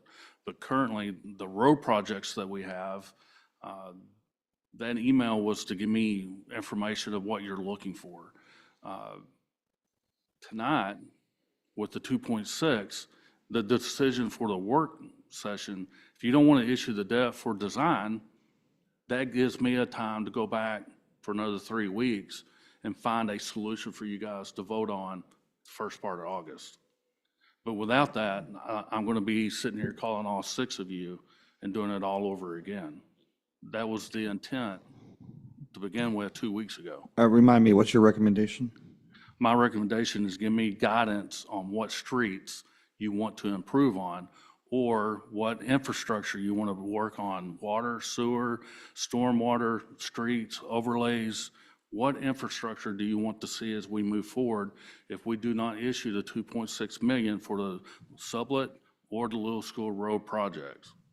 I'm sorry, let me clarify. If I gave you ultimate power today to make a decision, what's your recommendation? Which project would you like to explore as a city manager? Ultimately, for the future city of Kennedale, I think the Little School Road project is our future. To that point, we cannot afford $40 million. We probably can't afford it today, and we may not be able to afford it 5 or 10 years from now without other funding or partnerships with Tarrant County, COG, or the railroad. Without those 3 entities, we are stuck. And there's a possibility we're stuck with a $1 million design that at one point it will happen. The TERS can play a part in that.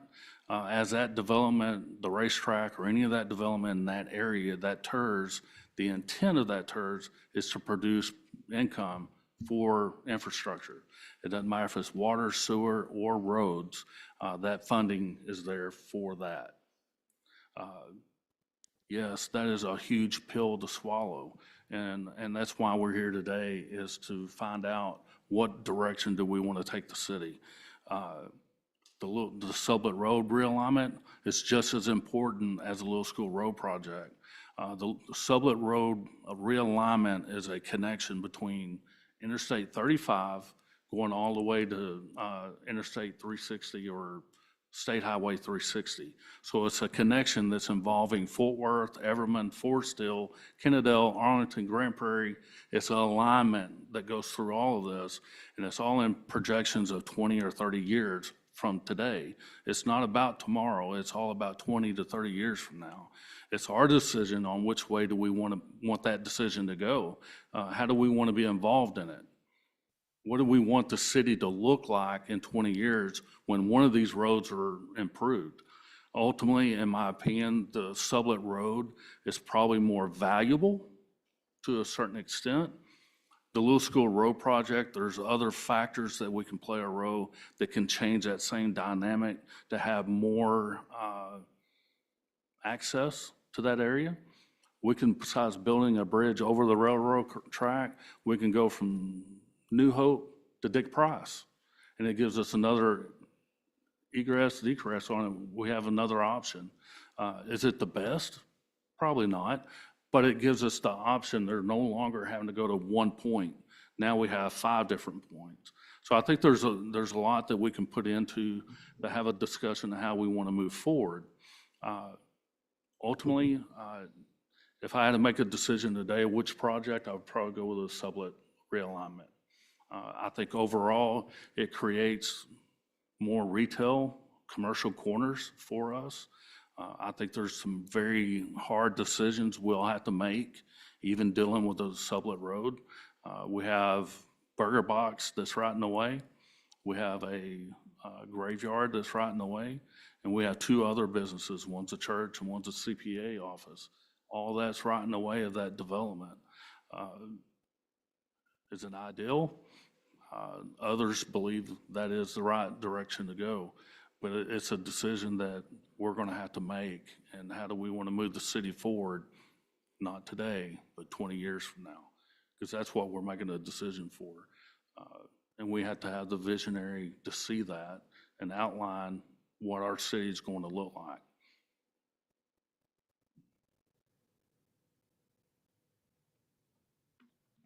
Well, I know for me, for that project, that's something we've had to address for a long time. That one of the reasons why Deepak couldn't do the mall or part of the apartment complex that he wanted to do over there was because of the 5 lanes that merged there. The county said absolutely not.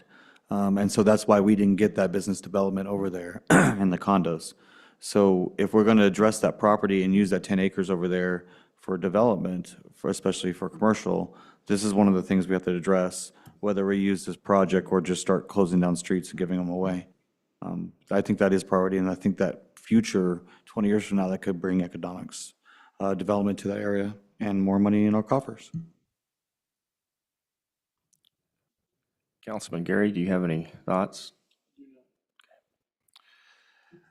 Mr. City Manager, it seems like we've had some preliminary thoughts on this, and it seems like, I think you might have some initial information here to take back, and I guess maybe we can consider putting this on the agenda at our meeting next week for further discussion, and maybe gives everybody on the council a bit to wrestle with these very big decisions that will impact us going forward. Is that acceptable to you? Absolutely. All right. Is there a particular way you want to identify? Do you want to identify it as the 2024 bond issuance? Is it, you want to identify it as road projects?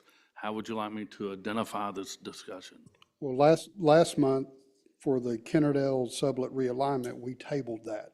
So that's another reason why we shouldn't be discussing that tonight. So it's one of those deals that, it's either going to be a work session or whatever, but we need to have it, Kennerdale sublet realignment, we need to have Little Road, we need to have Peggy. We need to be able to make a decision on it.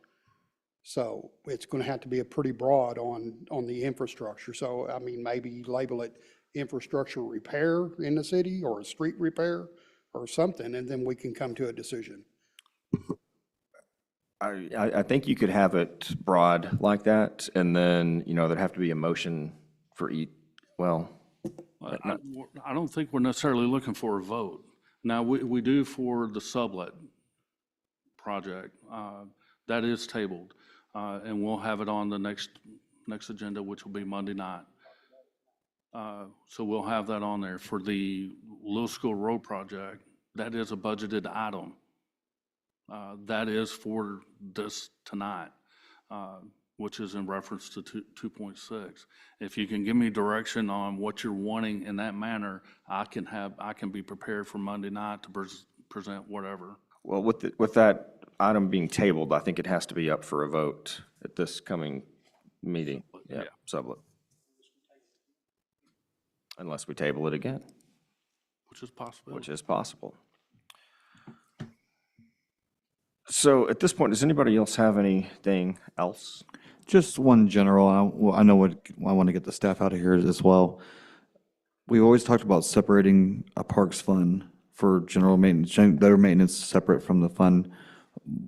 When can we start maybe seeing something like that? I would love to see a budget that the Parks Board controls and can spend, and to make sure that our parks will never look like the way they were for the last 15, 20 years ever again. In that reference, obviously, that's going to be the council decision. If you want to give that authority to the Parks Board, that's totally up to you guys. But to do that, we have to have a fund.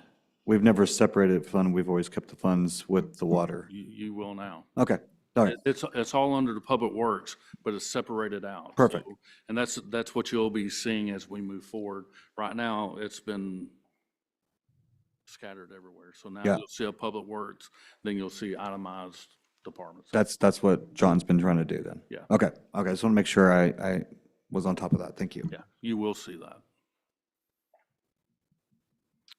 Any further comments, questions? Do you want to have a discussion over that? That's budget related. The parks, I think, you clarify my question. Is there a need for discussion? Well, I just want to make sure I'm not misunderstanding you. Did you want to give the authority to the parks to make those budget decisions based off of the budget? Yeah, and you guys heard me preach about this before. All the boards that we are keeping people on have some sort of authority or oversight. The Parks Board has never had a fund to oversight, and that's one of the reasons why we're having a trouble filling those seats. So, yeah, I mean, we can give them up to so much amount where they can spend the money on things like swings and playgrounds that I don't need to vote on, that I would trust the Parks Board to vote on themselves, just like we trust the KKB to do their own funding for their flowers. I don't need to vote on that too. So yeah, I think there can be some discussion on that, especially if we're going to separate a maintenance or park fund and let them be responsible for that. And then anything over, let's say, $250,000 or whatever for any big projects needs to be kicked back up to us.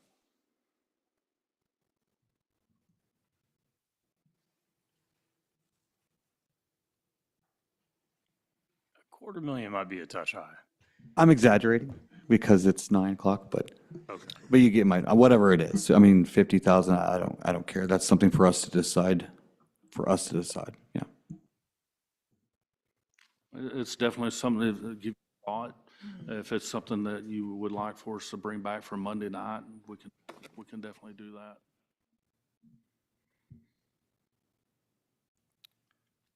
Would that be just for the parks, or would you recommend for any of the other boards, KKB, any of that, or just parks? My biggest concern, again, is about letting the parks lax because we've never separated the fund. There was just never enough. By the time we mow everything, there's 3,000 left or whatever, and then we can never do anything. And then thus, we had the issues that we had. But if we separate it and it refreshes every year and we let the Parks Board do their thing with it, then we will never, ever see that issue in this town again. Any further thoughts? Everybody looks like their brains are fried.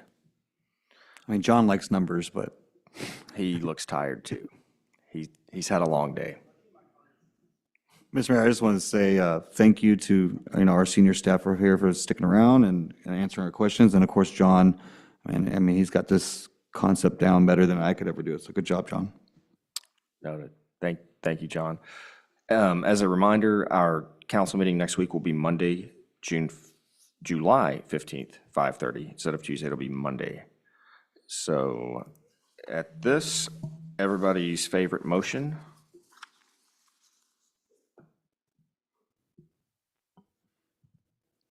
Motion to adjourn. Do I have a second? Nobody wants to take. Do we have a second? I'll second. All right. The meeting is adjourned. It's 9:31 p.m.